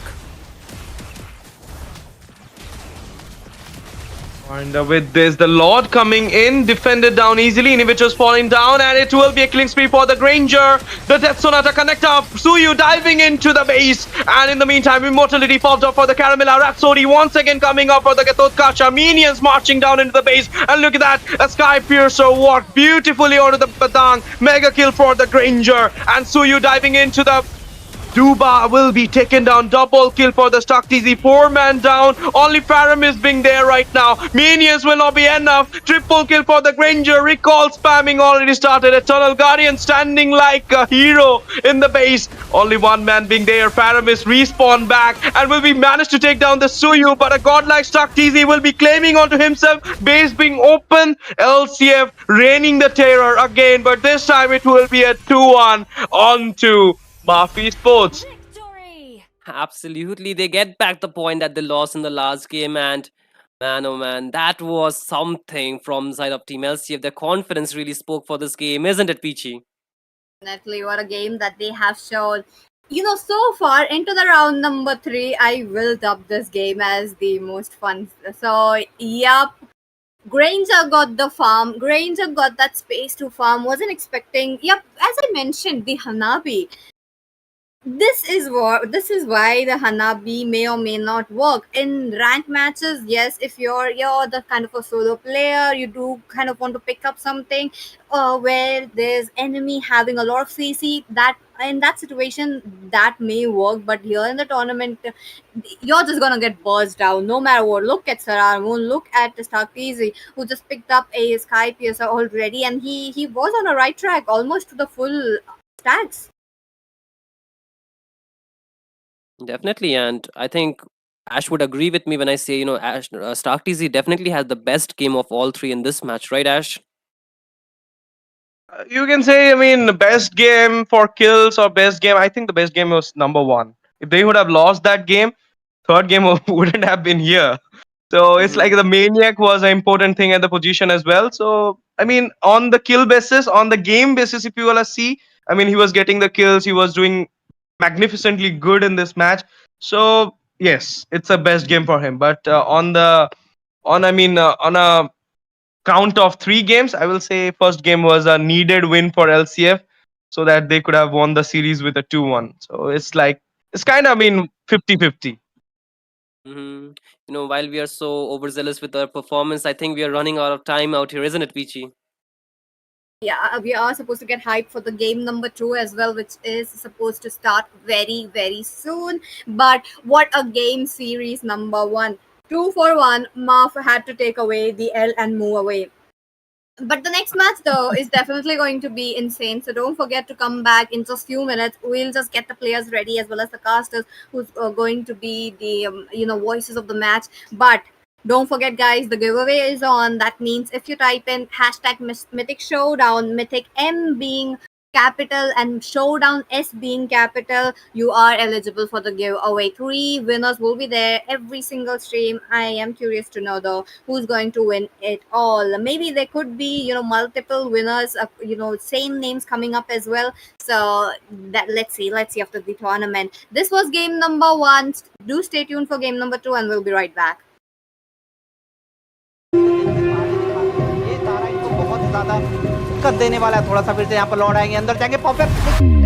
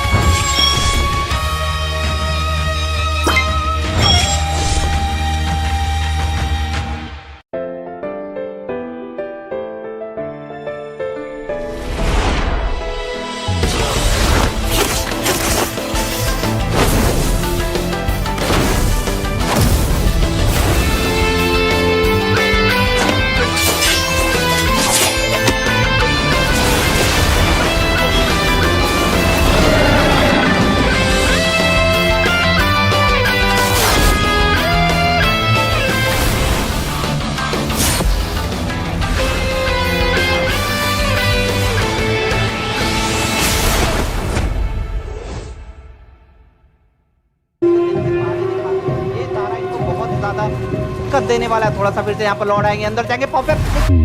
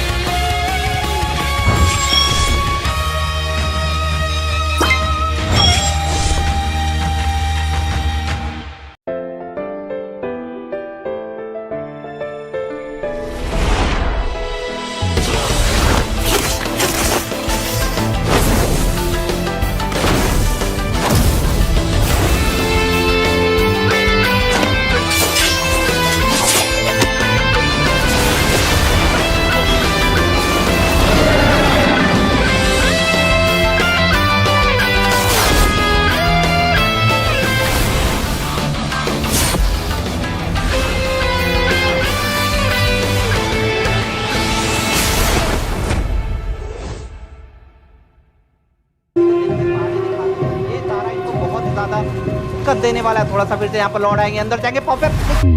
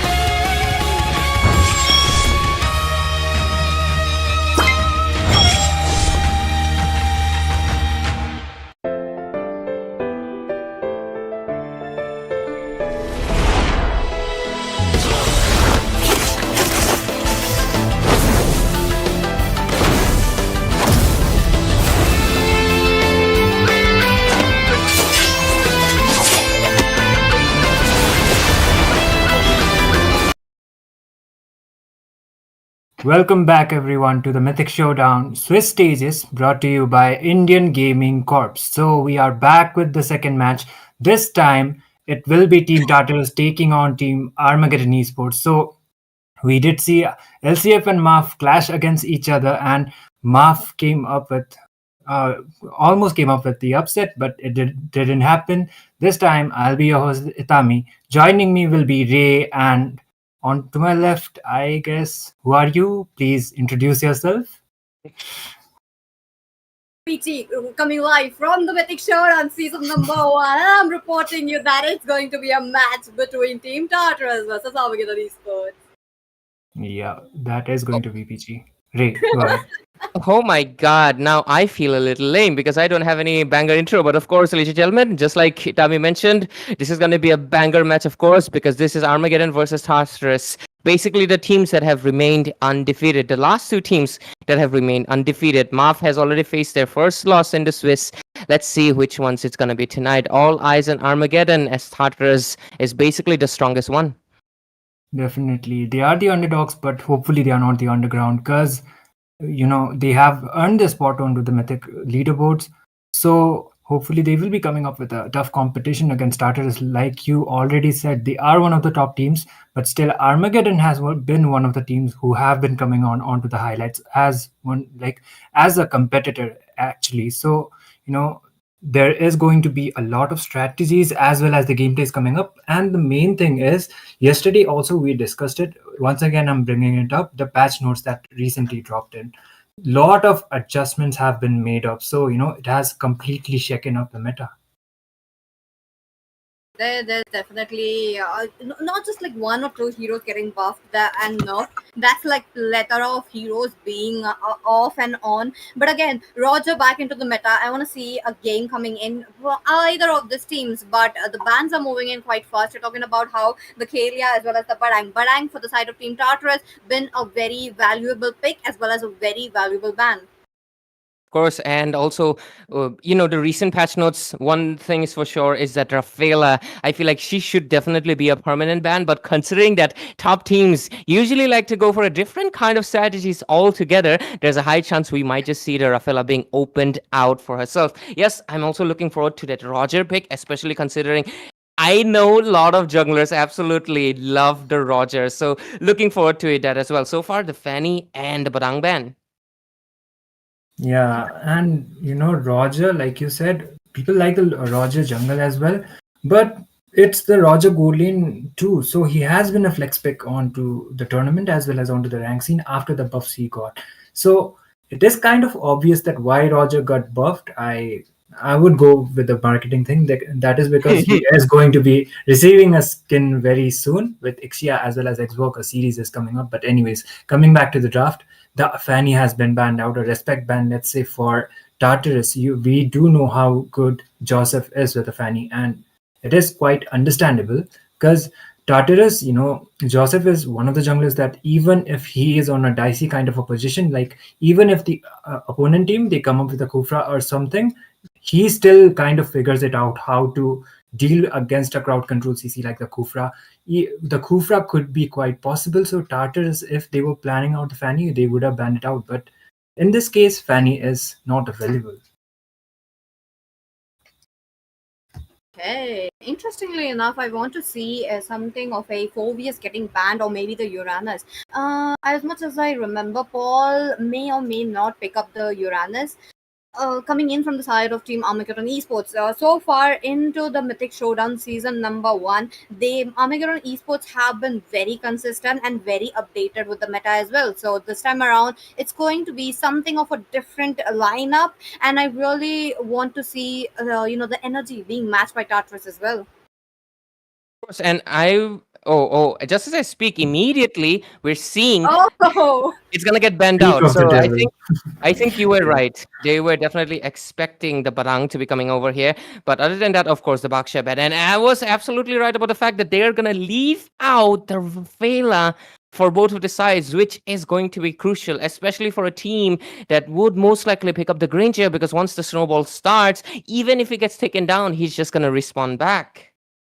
Definitely. And Lucas getting banned. Okay, that is kind of surprising actually, because Armageddon, they have decided to go out with a support first, and that will be a Mathila instead of a Rafaela. Rafaela, she was mostly onto the band sections, even onto the tournaments as well as onto the rank scene. And after the passive, like the passive adjustments she got, she has been a completely broken support with the Florin and the Matilda. But this time Armageddon, I guess they will be strategizing a utility kind of a draft. So maybe they decided to go out with Matilda quite early. Interesting. For Armageddon Esports, it has been such a classic pick for them. For them, this is actually a winning pick. So I am interested to see what kind of a gameplay they will be bringing, given the fact that the Fredrin just flew away to the other side. But I think, okay, Alpha did get recently nerfed as well. Roger is still a good option overall, but I feel like the Fredrin did came out of a little bit of a left-handed. I'm really looking forward to how that one is gonna go. But let's see. Just like I mentioned, the Granger, I don't think this guy is gonna go down from the drafts until he receives a major nerf, and I don't think it's happening anytime soon because he's definitely at this point developer's favorite child. But let's see what's the response coming in from Tartarus. I'm really looking forward to Rafaela, and there we Oh, go. I called Yeah, it. let's oh, go. I feel like you Let's should go. definitely prioritize the Rafaela. Yes, yeah. sir. I wanted to see a game now into the game game series number 1. We did see a Raf coming in, but right on start, game number 2, the match number 1, Rafaela here. Interestingly enough, they have paired it up with a Fredrin, so we should have seen that coming. And with that, they covered up the range. Now all is left is to pick up something of a CC into the EXP lane. I want to see something that would stop the CC as well as the Granger as well. You cannot underestimate the Granger. Granger, once he picks up the snowball, it is just gonna go spiraling downwards for the other side. But it's Tartarus. They can turn up the size, but the same goes for Armageddon Esports. Yeah, one major drawback of a Granger is if the opponent have a utility kind of a draft, like which Tartarus is having right now, the Fredrin combined with the Rafaela. So he is not just the beefy jungler. He will be able to sustain a lot of damage as well as the Appraiser's Wrath. If it comes out of nowhere, then Granger, he needs to be keeping up with the gold. And Kyle, if he is able to hold it out, if he maintains his gold lead compared to the Ranger, and if the itemizations are not up to the point onto the mid as well as onto the late phases of the game, onto the late he does have the stacks, but earlier on if he doesn't get taken down, then that Ranger can be a problem. But he needs to be really aware of the fact that he doesn't get zoned out and he is contributing onto those team fights. I'm not surprised to see the ETL because I feel like at this point against the Granger, most people have just went back to their roots and decided, hey, the ETL works the best, just lock into it. But I'm really curious, the CC pick, I feel like it's a little weird pick for a simple reason because most of the time you need a very hefty frontliner to go for it. But yes, they do have the Mathilda that will give them the sustain. But the question remains, what kind of jungler that they can go for right now that can match the tenacity that this Fredrin brings? The Alpha is kind of nerfed. You can go for it, but not the best option. The Bakshia is also banned out. The Lucas is not present either. So the best position you can go is a Roger, which is not the most tankiest either way. Definitely, the Roger could be a very good pick right here, given the fact that he was buffed enough. And talking about the same can get passed through the Rafaela. Doesn't have to go in directly towards the Fredren, but wait a minute, Armageddon Esports. They are bringing in the big dogs, but I was expecting something of a fighter jungle, given the fact that it is a Matilda onto the side of Armageddon Esports. But they are not here for the early game. They want the game from the mid towards the late. Definitely, and they go out with Hayabusa. So, if they are able to keep up with the snowball, then the Hayabusa can work. But against such a strong utility draft from the side of Team Tartarus, Armageddon, they need to play as aggressively as possible because they have the Hayabusa as well as the Valentina onto their hands. The Resurrection maybe might not be done, but she can copy out the Feathered Airstrike as well as the fearless warrior, what do you call it, the Lapu Lapu's ultimate actually. So Alapu also have the early game control, so Valentina can actually work out. But if you ask me regarding the draft, I guess Tartarus might be having the upper hand, but it all depends upon the execution. Absolutely, Tommy. And to make sure to answer your question, it's Bravest Fighter. I remember it because I used to spam Lapu a lot back in the day when he was Giga buff. I mean, we all remember Sanford, right? That season, Yeah. Sanford auto lock Lapu, win the whole season, win M series as well. So it makes sense why I would remember it. But overall, the Hayabusas nerfed. The CC is not exactly the tankiest, heftiest AXP laner either. So I feel like Armageddon, I'm doubting the draft a little bit, but let's see. Just like Itami mentioned, the execution is what matters because, ladies and gentlemen, welcome to the Land of Dawn. This is Mythic Showdown, Season 1. We're moving to the game number 2, best of 3 series. The last two remaining undefeated teams facing off against each other, and let's see which one gains the pointer and which one faces their first loss. I'm Ray, your caster, and joining me is of course Peachy, and Itami will be watching us from the back ends. And Peachy, we're into the game, and this one is gonna be interesting. But I'm gonna be honest with you. Usually we talk about predictions. I definitely am siding for Tartarus, not because they're the stronger team, because I feel like the draft is much more practical. Rob being practical in a sense that they went in for a counter play rather than something they picking on as they want it. So it's really looking in quite good, but the mid lane though they have been already quite low. But okay, I do see you Mugi though picking up that lethal just by one skill. That's crazy. That's definitely crazy. Yeah, it is. And one thing is for sure is that Kimi is a type of roamer that really loves to go for those engage ones or a pick off, right? But right now he's playing a Rafaela. Her engage tool is basically that ultimate that rains down a few three little things. I forgot the name. Was it called the Holy Blessing? I'm not sure. But is it gonna be enough to give him the leverage of engage? Because right now, most of it is gonna go into the hands of Miosef, which is responsible for any kind of initiation. Well, there is Mugi. Interestingly enough, early game for both of the sides, I don't believe they wanted. Given the fact that Joseph is on to the Fredrin, they can try to make sure to give as much as farm to him, just over a little bit. Look at that. He just popped his appraisal that just really says that he doesn't want to go in as an engage or head on right into the minute number 2. Eden also almost there as the level 4. The zoning out is looking really good. Bravest Fighter coming in. Spider coming in and he wants to initiate immediately, but they do not secure any kill, do get the turtle soup for themselves. Looks like the first one to be falling is going to be Salt the Ball. And I was kind of right about the CC pick. It's just not tanky enough in the early game, and right now they're going to get invaded and there's just no possible way they can defend this. Valentina is level 4, does have the ultimate. Can they commit to it? Do they want to? There comes the Princess Red, not enough damage, and they go back, or do they? Ryota doesn't have enough mana either, but onto the top lane, Innocent takes down Ido, and right on the next target is going to be Fame. He falls down. Irrital diving a little bit too deep perhaps, because oh no, that's not Irrital, that's the energy mark, that is Josie, and he's gonna dish out the damage and get bursted out immediately as well. I feel like a lot of rash decisions made by Armageddon, especially considering their draft is not strong early. Okay. I wasn't expecting such a head-on fight coming in from the side of Team Tartarus, but they did get their timings right along with that. But Innocent on to that top lane.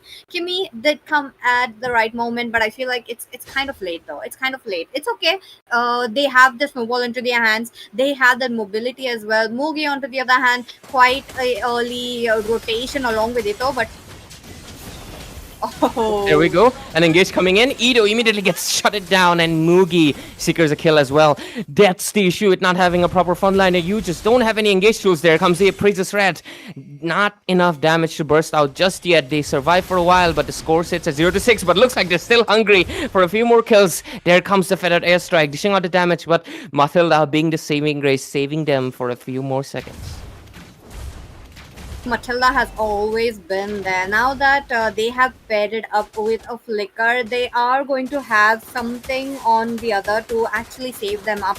But the problem is, Tartarus are going in too deep with it. Look at that. I think they would be able to secure a kill because Josie gets haunted out immediately, doesn't have the shadows either. Miosef secures a kill for his team. Iro just Yeah, Kimmy. popping out. Oh, Kimmy, that clutch heal is able to save him as their team also got its back. That was extremely close. If that minute heal saved him and kept the score at 0-7. Damn, Tartarus though, they are in here for a treat that they wanted to take away. You know, this is like, you know, your friend's father have gone abroad and they get you chocolates like the, you know, the most That's expensive chocolate. They're like, yo, we are taking everything for you guys, and onto the other hand, Mugi looking quite low. Mugi was low, but is able to go back immediately, gets healed up as well. There comes the glowing one into the hands of Eden, so even less shield for the hands of Team Armageddon. That is the goal advantage that the side of Tartarus has right now. 4K under 5 minutes is not a small deal. On to the other hand, you know, the goal difference is riding high into the hands of Team Tartarus, which is a good thing, while Kimmy, okay, surprisingly enough, it is Kimmy with the highest skill as well as the assist as of now. But the mid lane from the side of Team Armageddon Esports is struggling. They are not getting it. In a way, again, any Valentina, almost like 90% of the Valentina here is such a force pick for me. And look at that, a little bit of a ultimates coming in. Few resources wasted out here and there, and Tartarus going for their classic invasion fashion. The draft is helping them, and so is their aggressive playstyle. They want to go for more as Myosef does taunt out. Okay, Matilda going for the engage, gets taken out by Innocent, which is basically Kyle, dishing out the damage. CC forced to retreat back. Ryota barely surviving, and not because he gets taken down by the crossbow from the Irthel, and right now the mid lane is going to be in jeopardy. 5 man all engaging just for the turret, and I feel like they're going to be able to get it as well. Joseph keeps going in, appraises Rat the bonk, immediately disintegrating Ito out of the map alongside Paul, and the domination just doesn't stop. Josie trying to do their best to defend the lane, but it's not possible. Whoa, so much damage into the hands of Team Tartarus. Along with that, they have the tankiness. Look at Joseph, can be able to take few hits, not few, more than 2 from this turret and make sure that he still comes up. Now the heal, they needed that heal with the Fredrin, which is working so well. And top of that, let's not forget Mugi, who is very proactive. You're talking about how he's there before the team, which I'm really liking it. Last turtle coming up, but Tartarus are really interested to go in. When Fredrin starts to hit hard, that's the point that you're kind of screwed, because he's a tank. I know he deals good amount of damage, but he deals that damage based on the damage you deal back to him. So the fact that he's dishing out so much, it's the level difference being clearly shown. Level 10 over level 6, 7s, and 8. That is not healthy. The only one that is perhaps able to match up. Oh, into the bottom lane, they do push as well. But 3 turtles taken, no objections, no nothing coming in from Armageddon Esports. 0-11 score, and I feel like the whole reason is definitely because of a simple fact. They do not have strong enough contenders and frontliners that can stop the barrage of engages that are coming in from the hands of Mugi and Joseph. Armageddon Esports, will they be able to get a kill though? Another appraisal rat coming in, and Fame gets taken down, and the next one might be no, they are just going to retreat back. Joseph fully confident, he has the heals, he got the support, and I think at this point around, this is a very one-sided game. 0-12. I'm honestly curious to see if there's going to be one shutdown coming in from Armageddon. will be getting it though, as we are already there into the mid game. Armageddon Esports, they are still trying to wait it up. Okay, wait, Joseph though. Oh! Joseph, time and time again, he just keeps going in with the bonks and just takes down Ito, making him disappear from the map. It's just really criminal. He blinked, okay. You blinked, and another blink, Ryota is also gone. And Paul almost got taken down as well. Oh, another bonk. no Joseph way. doesn't stop. Are you a Balmond? Because that is how a Balmond is supposed to play. Goes in and secures a kill, but no. Fredrin is the one doing that kind of stuff. I know Balmond is underrated, but you know he can secure kills. But right now, this is Joseph on a Fredrin dishing out that bonk. He's actually, look at him. He's just securing the energy, takes the health, makes sure to use the crystal and bonks the target, making him disappear from the map. There's enough damage, enough sustain for them right now, and level advantage that they can basically one-shot targets, which is Joe, he's not going looking in good for again. Armageddon. He wants to go in. He wants to go in. He has his bonk again. What kind of a death note does he have? He's like just in, out, and okay, just I'm out. Wait, once more. This time around, Paul did have a vengeance on his hand, but Tito has to dodge. Some skill coming in from Mugi. Look at that. Josie immediately gets taken down again. The taunt is just too much. He cannot even use his Ugisha to kill to disengage from the situation. And right now they're pressing onto the mid lane. There comes the Copid ultimate from Ryota, but it's not enough. The Irithal goes in so aggressively, knowing very well that she's all okay. Kimi helps out with the heals. And the turret pushback is actually helping them instead of trying to that is kind of funny to see. But bot lane is also gone, and Joseph, he's looking for hungry. He wants that bonk. He wants to boom, and this time he misses just a bit. Eden is the first one to be falling from the hands of Team Tartarus right now. Josie wants to go in again, and Lapu Lapu as well. Look at the damage dishing out from the Irithal. Wants to go straight into the Nexus because knows enough sustain, enough damage, and they're desperately trying to defend their bases. Windtalker and Winter Crown. So Mugi wants to go in for that freeze frame, wants to fight in. Mugi will possibly click the Winter Crown. There we go. And another bonk. Fame will get taken down as well. Monster kill for Innocent at the base. Already getting chunked down. There's only one person left, and it's Ito. And oh my god, they didn't even let me breathe because Tartarus gets an overwhelming victory over Armageddon in game number 1, PT.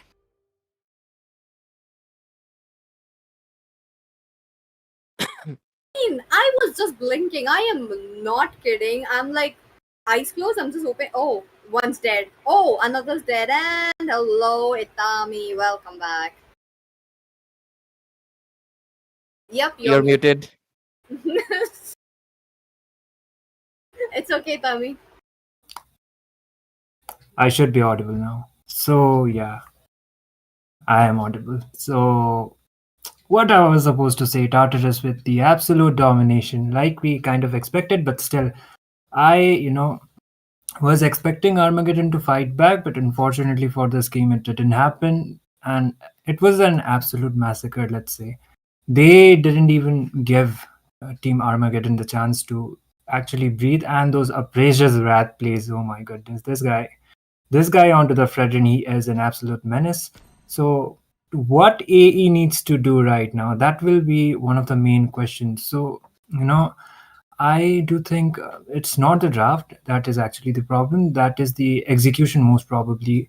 You are going up against a utility, and you have the Hayabusa for your side. So it would be actually preferable that if you go out aggressively as much as possible onto the early phases of the game, and if the rotations were actually up to the point, then maybe early game they would have been able to catch up, and maybe Tartarus, they would not be able to keep up with the initiations coming up from the side of Armageddon Esports. But for this game, it didn't happen, and we are just witnessing that why Tartarus are known as one of the best teams in India right now.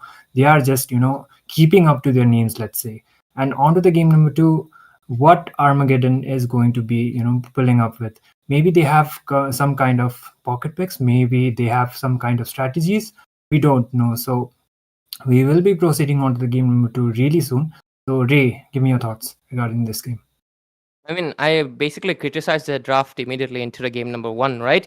Because I feel like they did not have enough proper frontliners to really disengage or basically stop the Fredrin or the Lapu Lapu. That was what was the main breaking point. I feel like, yes, invasions and aggressiveness, those are important, but if your draft doesn't really let you do that, you can't really commit to the bid, right? Because you need the characters. That's the whole point of a good draft, right? So I feel like Armageddon this time around, they came out weak, but I do have high hopes. They're a really good team, and I feel like this can be a possible game number 3. What do you think, Peachy? Highly possible. Now that Armageddon Esports, they kind of knew what kind of a gameplay to be shown around. But talking about the CC, I am on the same page as you on that. In this meta, CC is still CC is non-existent. I want to see something of a hero which can deal damage more than sustain. It's like just take it out in a one shot, or maybe something like a Yuzhang, the Lapu Lapu. Tartarus really caught on to the Lapu Lapu very well, and I'm really liking it how they are just going in as it's something like a trump card for them. Exactly. And Team Tartarus, their draft is Rafaela dependent as well, but Armageddon Esports, they are proceeding with the previous draft probably because the Fanny, we already see the Fanny ban onto the first game and it's happening once again. So it is kind of giving out the deja vu. This time Tartarus, they don't want the Matilda for the side of Team Armageddon, neither they won't want to pick it. And one thing you pointed out, Peachy, that Armageddon, they go out with the CC. And CC, as you said, she is one of the heroes that hasn't got any nerfs, hasn't got any buffs. She is still the balanced kind of hero. But the problem is, other EXP laners have got the buffs. So if you are able to adapt with it, like the Yuzhong and the Lapu Lapu you said, even Arlet is good under the EXP lane right now. So adaptability will be one of the things that Armageddon Esports should be looking up to. And I feel like also it's just that I've been mentioning it again and again like a broken record at this point, but I feel like CC is not that viable anymore, especially if your Yeah. team composition is not going to commit to a tank jungle. Yeah, if you first pick Fredrin, I feel like CC is very viable at that point around because Fredrin is the one who's going to lead the charge. That's why the Lapu Lapu worked out so extremely well. Despite, yes, Lapu Lapu does have great sustain, but is he a tank? Not exactly. He's a fighter. Why is he able to sustain that? Because they already have a sustainer. When you're going to commit to a support composition and you want to go for a damage deal EXP, you got to commit to the tank jungler or you're going to suffer. Yep. Right now, a lot of people have said the assassin meta is gone. No, I feel like it's a 50-50. You just got to choose your cards right. The Hayabusa is nerfed, so I feel like there were better options overall. But speaking of that, why am I not seeing a Hellcut yet? Oh, yeah. Question. Good point. Good point. I want to see though. I mean, again, there's just like a lot of heroes you're talking about how it's been buffed. Maybe in the few days we will be picked up. And onto the other hand, oh, okay, Tartarus this time around they are onto the blue Kimi side. picking Kimi. Kimi picking Kimi. Yeah. Oh, yeah. Kimi on Kimi. Yeah. Kimi or the Kimi. Yeah. I was come on, waiting. man. Yeah. One time they can do that. Interestingly enough, Kimi maybe onto the mid lane. If they pick it up, there is still a possibility of a Bakshia going down into the hands of Team Armageddon Esports. Oh. I think they will. They will commit. Possible. They should. we are just nodding. That is funny. But overall, I'm loving that Kimi is on Kimi. Finally, like it's kind of sad that he's a roamer because his name is Kimi. But yeah, jokes aside, I feel like they should definitely commit to the Bakshia right now, and at most possible scenario, the Rafaela. Come on, guys, Armageddon, you need the Rafaela because you did see the most fun thing is that last game Tartarus didn't even use Rafaela's passive because they didn't even die. That is just insanity. But hey, this time around, they're stepping up their game and looks like they're going to go for the Bakshia and Roger. Not picking up the Rafaela again. Is it going to be a grave mistake? Let's see, Itami. Maybe Kimi might go out Rafaela again, like you said. And they went out with the Roger. I accept that. But Bakshia, like pulling out the Bakshia quite early, are you revealing a strategies or do you have anything up to the, do you have anything up to your sleeves as well? And Tartarus, apparently it can be a Kimi mid lane most probably because Kimi, even after the nerfs, I do believe she is still viable onto the mid because she is one of the marksmen who deals out the magic damage too. And okay, this time it will be Kyle with the Granger onto his hands. It won't be Ito. He will be onto the Roger. And something that has got the adjustments too onto the EXP lane, that is the Ruby. So Ruby is also a valid pick here. Now, though, I do want to see a match number 3 just because what kind of a EXP laner they will be bringing around. See, this is what I was talking about. First game, Lapu Lapu. Second game, Ruby. Third game, what is it going to be? Let's just make a small guess. What about you, Itami? Just name a hero that you are not expecting. For me, it's the Balmond. Balmond EXP. Balmond EXP. Okay. Balmond, nah, onto this lineup. But that is, we are just making the guesses. So I guess the Tartarus or Armageddon, they might come up with, okay, what position are open exactly? It is the mid lane or the gold, mid and gold is gone. EXP or the roamer is gone. So Okay, Tartarus, they are yet to go out with the jungler. They're banning out the Eve, so I do believe that will be another utility jungler coming up from this side. Maybe the Fredrin is banned out, so maybe the Alpha this time, or maybe not. I don't think it's going to be an alpha for a No. simple reason because he's kind of nerfed right now. And I feel like Tartarus is not that kind of team that really likes to go for the nerfed heroes unless they're still good. But overall, I don't really understand Armageddon's fixation with the Hayabusa overall. First of all, he's nerfed. Second of all, it's not going to work out, especially if Tartarus is going to be seeing you pick up the Hayabusa early on. They're going to come up with a response back. And I feel like the Ruby is already a good, decent counter engaged. So let's just see. He does have two good targets this time around, but so did he in last game. But he could not do anything because the front line was just too hefty. Yep. One thing is too that this time around they have the Baksha. 1 second, is that a Roger goal lane? Okay, it is. It is a Roger goal It lane. For a is. second, I was thinking it was gonna go jungle, but yeah, goal lane decent enough, but decent against the Granger. Is it not? Is it? We will soon find out. I think, in practical theory, Roger wins, but execution wise, Tartarus will still might be able to come out on top for their aggressive gameplay. This time around, they're also committing to the Vexana as well. They are going in with the crowd control apparently. This time, Farsa is banned out, so it is quite understandable. They need a crowd control onto their team, and what else can be quite good for the side of Team Armageddon? It will be a Vexana. It is Vexana has the crowd control, but you will be needing a setup kind of a roamer for your side instead of a support. And the jungler has been already picked out. It is the assassin once again. It is not the utility, so I don't think they may be going out with the support. Instead, they will be picking up a playmaker kind of a tank. So it can work out. But Team Tartarus, they will be going out with the final picks, and that will be a jungler or most probably jungler as well as a roamer or an EXP laner, because Ruby can also go out onto the roam, but I don't think onto this lineup they will be committing onto the Ruby roam, and it will be an Arlet. I was mentioning that Arlet before, but the question is he going to be going onto the roam or onto the EX, because both of the positions work, and the Xing Xing guy is apparently back onto the scene too. Wait, wait, before we say anything, Tartarus, the Lancelot, the Arlot, the Ruby, there's just so many dashes. You're talking about like a little bit of a dash, a major dash coming in, just so much mobility. Not as in they can be teleported left and right, as in they can reposition themselves so well. But what about Armageddon Esports? They are sending a Roger onto the marksman lane. It's a marksman Roger you're talking about, and it's a back. This is. Oh, I am just flabbergasted as of now. Everybody's flabbergasted with the drafts and everything, but of course we have to see how the match flabbergasts us because, ladies and gentlemen, welcome to the match number 2 between Armageddon and Tartarus. Tartarus leading with 1 pointer into this best of 3 Swiss stages. This is the 2-0 bracket. Tartarus still remaining undefeated. Let's see what's gonna happen this time around. The drafts are looking much more interesting, and we just discussed there's a lot of dashing heroes.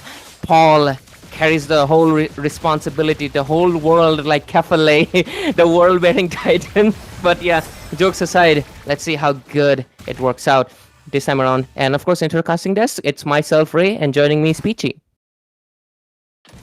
Welcome back, guys. Also to the new viewers who are back again. This is match number 2, as Ray already mentioned. This time around, Armageddon Esports did come up with the damage that they were lacking into the game number 1. And talking about a little bit onto the game number 1, the Valentina was definite. Oh, whoa, there's such an early first blood coming in, especially coming in from the side of Team Armageddon Esports. They are not underestimating how Ryota is going to deal some damage. And coming back to my point, how game number 1, for me, Valentina was definitely a force pick, and it did not give any control, any dictation towards the team fight, which I really did not like, and which for Armageddon Esports as well, because for them, they were just getting one-shotted by the Fredrin, and it wasn't a viable option for them. But this time around, Kimi, though, being a little bit of proactive, he knows he has to gear up for that turtle.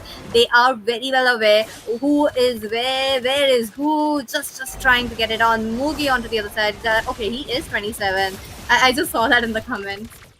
Yeah, he is 27 because I knew it was 27 for a simple reason because 27 is one of the backbones of the team, and right now let's see if he gets backbone to the base. Right now, a lot of CC, a lot of damage being dished out from the hands, but oh, Josie this time around doing a little bit much better. There comes the pincer from Lancelot, dash out of the battlefield, and they go back. But let me tell you one thing, this time around Tartarus is not playing for the early game lead, they're playing for the late game. They have the Granger scales up late, they have the Kimi scales up late, they have Ruby, Arlott, Lancelot, extremely scaling late game heroes. So I think Armageddon this time around, if they can secure the early game and maintain it, there's a good chance they can secure a victory. But if they push it too late, this is a Tartarus game. You know what I'm excited about? Okay, wait a minute. Kimi looking kind of low, though. There is Fame getting slowed down by Eden this time. For the mid lane, Eden also cannot dictate much. This is quite opposite, right, from the Armageddon esports, from the game number 1, if I'm talking about. But they know, Kimi knows the gank would be coming in, but no. Okay, Kimi all alone might be caught in a jeopardy here, and I feel like he will be the sacrifice to save, of course, Kyle.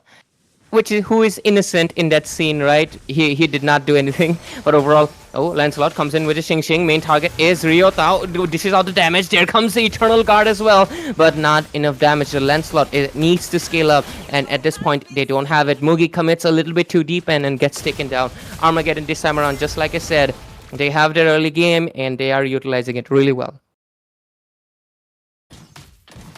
Okay, Armageddon esports, this time around, they have the early snowball into their hands. On contrary to that, Joseph onto the Lancelot, he is just making sure to get as much as farm, but hey, look at that. Oh, nah, he's dead. You know, I am actually really interested that Tartarus this time around are spewing it confidence, especially because the 4vs was open and they've committed to full dash heroes. But oh, there comes Mugi with the engage, knows one thing, but Paul, Vengeance, the saving grace. I mean, if he did commit there, he's just gonna get taken down by that turret. But Josie this time around with the turtle onto their hands. Armageddon esports 0-4. A little bit of a deja vu moment from the game number 1, but complete opposite. As you mentioned already, Tartarus are not looking for the early game, and this might go in for the mid game as well. I'm pretty sure the mid game or spike would be somewhere into the hands of Lancelot and the Innocent as well, trying to make sure to get around some damage. But Fame though, Kimi. Kimi, better watch out. Survives that nick of an HP and needs to go back as well. I think they can engage for an option, but okay, Joseph. Dish out. Not really enough to do. Josie wants to commit as well. There comes the engage from Mugi. Wants to take down someone. That last slash, final slash, last slash, same thing. But yeah, was not able to commit. 0-5 score for Armageddon as Tartarus is struggling in the early game. Obviously, because the draft is really weak in the early phase. I agree, and on top of that, you're talking about how there is a oh, he did survive, he just made the double dash, and yup, Josie cannot make a play right there. Ito on to the other hand looking quite low, but Innocent has to make that flicker, making sure he will be surviving. Ito on to the other hand, flicker though, there is a flicker either with the basic attacks. Fame will be the first one. Onto the second, Ito will be spared, but Tartarus with the first kill 5 minutes into the game. Now they will be trying to get as much as score onto their hands, but the problem is they have a lot of crowd control. Armageddon esports, look at them. They are able to take away a little bit of a map control onto their hands, which is a good sign. And top of that, I feel like this turtle might go into the hands of Team Tartarus. Absolutely, and also considering a simple thing, you know, Peachy, is that this is a very this is like a dream team for Phoveus to face off against. So much dashes. He's just able to spam that infernal pursuit. And I feel like that is something that will be very hefty. I think the main target right now for, of course, Tartarus is to take down Paul at any cost, but they are committing to it. Paul goes in deep, wants to find a target for himself. There is also Fame dishing out the damage. There comes the pop in Revitalize, and he gets pulled back by the Kimi and gets taken down by Lazy Boy Miosef. And so far, the turtle, Josie, getting taken down. The retribution will not be on point from the hands of Joseph because, of course, he was a little bit farther away. Josie secures a kill into Mugi and goes back immediately, secures a kill, secures the turtle soup for his team. And Armageddon is leading very good, being in a comfortable spot. Ito really matters this time around. There comes the dash coming in from the Lancelot, the pincer. But not able to secure a kill. Paul again goes back at just a sliver of HP into the bottom lane. Though Ito, despite that lead, he committed a little bit too deep and got taken down. Ito needs to watch out. Damn. Now, Tartarus, though, they are trying to get in as much as kills onto their hands with the Ruby. And as you mentioned, yep, this is definitely a game for the Phoveus who's just, been there. But if he's a little bit of proactive, you're talking about how he's there even before the team can get in. They could probably get in some more trades coming in. But this time around, Infernal Pursuit coming in for, Joseph. Will they be able to survive that? He barely scripted off. But I feel like this is right now 8 minutes, and this is where Tartarus usually likes to try to make their play. And look at that, they're already able to secure a bot lane turret. But Armageddon does respond immediately, securing a turret into the top lane as well. I'm looking forward to the next 4 minutes, 12-minute mark. That's where most of them will definitely be above that level 11 EXP. And that's when they will, or if they're level 12, they basically will have the level 3 ultimates, which would be crucial in dishing out the damage, as well as considering they can also go in for more hefty engages. Lower cooldowns as well, so it will help them to go in more fights. But let's see how it progresses so far. Fame better watch out because he's being the main target many times. There comes the Revitalize getting popped in as well. He gonna get bursted out. Is he? He's surviving at 1 HP, and this time around he will scrape this wound off his back and get out of the situation, but who gets not will? It's gonna be Mugi. Josie comes in this time around. Ugi shot a kill on to Lazy Boy. Miosef gets taken down. Eden's barely able to survive. Sliver of HP left, goes back into the fountain. And yeah, he will right now. He took some time. He took some comfortable time, but yeah, there comes Armageddon, goes in for the Lord.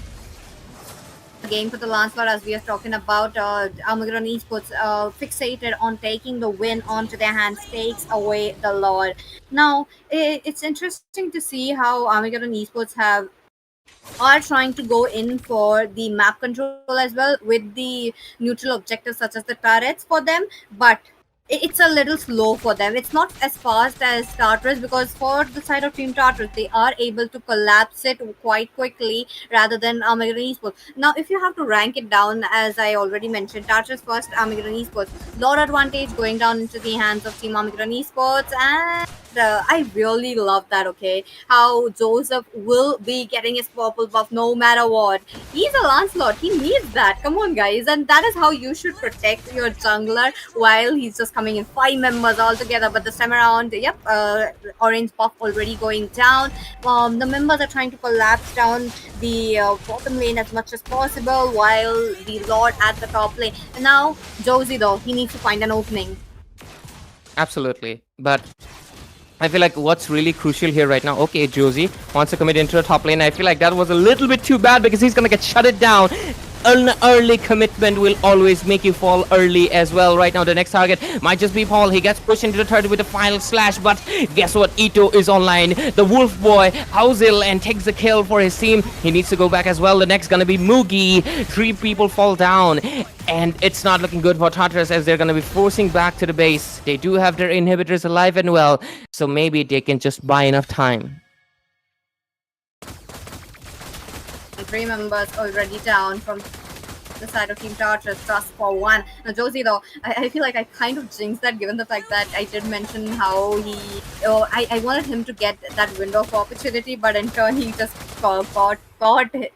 But it's okay. It's just Team Tartarus trying to take away the kills as much as possible. Now, Fame, though, too much damage. a lot of damage coming in, but he is able to come out of the situation with his damage reduction. And of course, that wheelie he does, lazy boy me yourself. He's such a great jungler, but guys, the Lancelot doesn't work. It will work if your opponent is basically 5 Lelas. A little bit roasting over here. I shouldn't be doing that, but I feel like, yeah, in the current composition, I think it would work, but against the Phobius, it's basically a very bad sentence right now. The only thing they can do is, of course, take down Paul. If they take down Paul, there's a high chance that the Lancelot, basically Joseph, can go in for Ryota, as well as not exactly Ito because he's a little beefy, but they can take down Ryota easily. Then they can handle Ito, and having 2 of the damage dealers already down, there's only left Josie. And once his ultimate is popped off, Hayabusa's just an easy target. Hayabusa, for the side of Team Tartarus, I feel like they could take away the Hayabusa quite easily, but they have to contest for this Lord. They do have some bits of resources to make sure to get it on with the Lord onto their side, but the problem still remains Paul. They need to take down the Phobius. They need to make sure Ito is also onto the same as well. Ito, look at him though. He's able to come in front, given the fact that all of the visions are out as of now, but they are not committing. High zoning for this Lancelot, not being tried to come up. Onto the other hand, 27. They're committing to the bit. They want to go in. Paul already dishing out the damage, sustaining, and Joseph will not survive too much burst, too much damage. Disparity of the levels is high as well because take a look. It's level 13. And okay, Joseph is close. His farm is good. But 14 against 15, you're going to be in a little bit of a disadvantage considering the fact that basically Josie, Ito, as well as the other members are already 15. So they're struggling right now. Lord's marching down from the mid lane. What's it going to be? Can get in on with a defense, though. Let's see if they're able to. Josie trying to find that opening, gets Shadow Kill on to Mugi this time, but okay, Ryota goes in with the flicker commitment, dishes out the damage, but the Kimi is just not able to dish out enough damage. But is it going to be enough or not? Let's see, because Mugi commits in with the final slash and finally takes on Paul. Shut it down for killing spree as well for Eden. And things might just turn around slightly, but still there's a 6,000 gold lead for the hands of Armageddon, and they've secured the inhibitor in the mid lane. it's actually a very good time to strike back coming in from the side of Team Tartarus, but they have to hunt every single of members from the side of Team Armageddon one by one. They are trying to pan out, but they are much more committed to take them down one by one. Okay, they're committing to it again and again and again, but finally, this time around, since Paul was a little bit further away, Lancelot was able to secure a kill. He's going for a 1 versus 1, but the Skypiercer kicks in. Ito gets that advantage that his team has given him and secures a kill. Overall, I feel like Tartarus is slowly bouncing back. It albeit came late, but I feel like there's a chance they can make a comeback. And Armageddon needs to watch out. Do not commit to any engages foolishly, because any kind of bad move at this hour, I mean, basically, I'm pointing out the minute, it's going to be really... Yeah, you get the point. There's a high risk and really less rewards. Esports with the goal lead. Now that Team Tartarus are also trying to get it. Oh, Mugi though. Mugi is not really able to sustain that much overall, and I want to see the builds actually. Can we have a look at the builds? Is he full build yet? But okay, Fame wants to commit again, perhaps. Okay, taking a look at the builds, fine.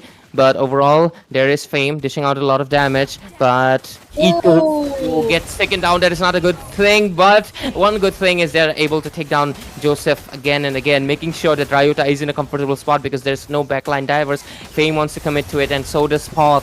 Can they find the target properly? Grandeur dishing out the damage. Paul going into the backlines, but there's a flicker committed out. Eden gets out of the situation, uses the ultimate, dishes out the damage, but he needs to go back right now because Fame and Hayabusa is coming after. But okay, they go back safely to the base. One trade, while Tartarus does not have any inhibitors. They have to keep up with the lane pressure as well. But while Armageddon Esports are trying to be on a comfortable score, will they be able to get it on? Oh, Kimi with the slash though. Ryota barely scraping it off from himself, needs to go back. Kimi also has the flicker, but Fame gonna get taken down, and this is the issue. This is what I was mentioning from the get-go. The Tartarus will respawn back as soon as possible they can, and I feel like Kyle is already doing that, so he has the stacks on. But oh, Josie into the bush, wants to make the play, wants to commit to the Lord, but Mugi goes in with the final slash. There's the ultimate coming in as well. Joseph secures the Lord for his team. He does pay off the price. Mugi gets taken down, and right now, so does Eden. 2 targets down, and the others will scrape it off and go back to the base, and they're gonna be all okay. 2 for the price of 1 Lord.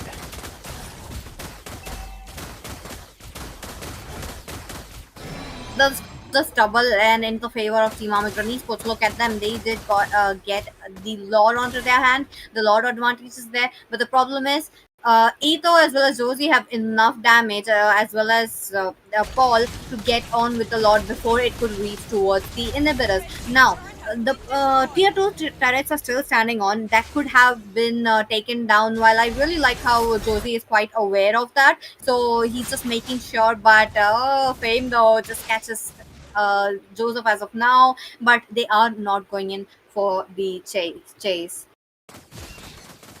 And I was mentioning it, the draft, the strength all relies on, of course, Tartarus. This is a late game one. Right now, they are scaled up. And this is where Armageddon needs to make sure they make the right decisions, because if the game keeps on extending, they're basically at a disadvantage, because that just basically means more stacks for the Granger. You don't want that. And look at it, because, oh my god, one ultimate from the Kimi. The boom comes in, and they take down 2 targets immediately. The next one is going to be Paul. The recall taunts are there, because there's only one person engaging with 5 people. He cannot survive. And Tartarus is immediately able to clap back, taking down 3 of the priority targets as they dash down towards the base. They want to take down the inhibitor. Fame is going to do his absolute best to make sure, but oh my god, the burst coming in is not going to be enough for any of it. They cannot really clear the minions because Josie gets taken down. The only one left is Fame, who does not have the wave clear. 1 minion into the base, but Fame, can he take down the minion? Can he do it? And he does, but he's also losing out HP. There's only 1 minion wave.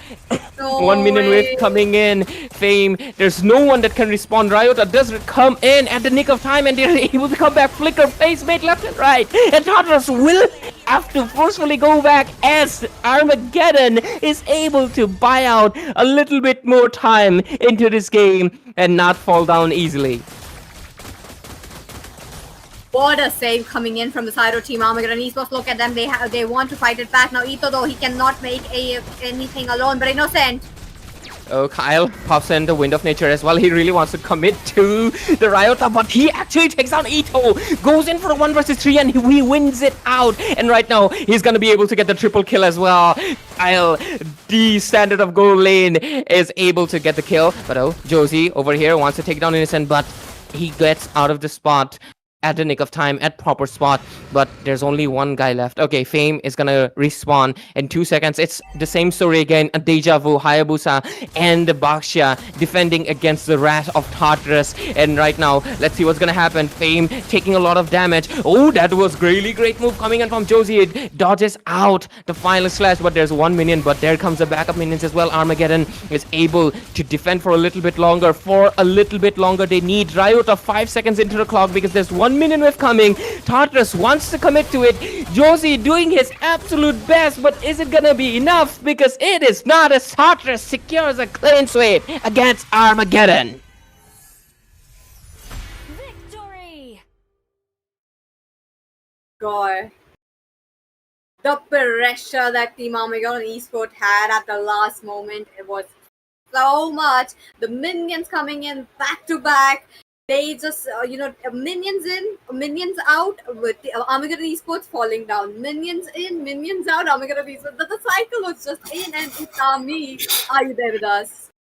Yeah, I am. And Tartarus, Armageddon actually, early game, they had a lot. They were making fools of it.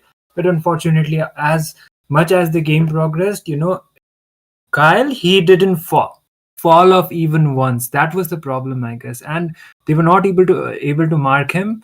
and he became the major factor for the side of Team Tartarus, the major damage dealer, as well as the MVP for this game, which is quite deserved. But Armageddon, what completely went wrong for them is maybe the overextension, because Tartarus draft they didn't have that much sustainability for their side. Ruby, she will be requiring the core items, the defense items for her in order to be more sustainable onto the team fights. And Armageddon Esports, they were making full use of it onto the early phases of the game, but the problem was the game extended to the point that Tartarus, they just proved out their discipline is better for the side of for the side compared to the side of team Armageddon Esports, and they actually proved their point. So it's just the execution was good from the side of team Armageddon Esports compared to the first game. The draft was also okay, but the problem was as soon as the game was progressing, it was Team Tartarus who had the better discipline and the better execution. Sorry, but the Lancelot was kind of invisible. The first 12 minutes, though, I'll just have it. I mean, understandable. That's a Lancelot. You just have to go around the map trying to get as much as creeps on your hands, along with try to get on with a turret if your team is missing. And since Tartarus were the one who were losing the early game, he did make sure. But Paul, though, being an annoying EXP laner, he did make sure to get on with that. Having the best draft as of now into the hands of Team Armageddon Esports, they definitely gave a good fight. I think I've been mentioning it from the get-go, right? That Tartarus had a late game composition, and as soon as basically the game crossed that 14-minute mark, it's when the side of Team Tartarus were able to shine really well. I did notice a few perhaps issues that Ryota was facing, because a lot of times I noticed that he was just standing still. So hopefully it's kind of unfortunate because of course they sometimes face few internet issues, but overall Armageddon's performance was really great. They dominated in the early because that is what they're supposed to do with that draft, and they did a good job at it. And the last defense was really clutch, and they did a good job as well. But it's okay, Armageddon, they will face their first defeat in Swiss stages, which is a big thing. They were 2-0 until now, but right now they will go to 2-1 brackets. Still a good thing, and Tartarus will still remain undefeated. So Itami, that's it for my send, and you can take it over.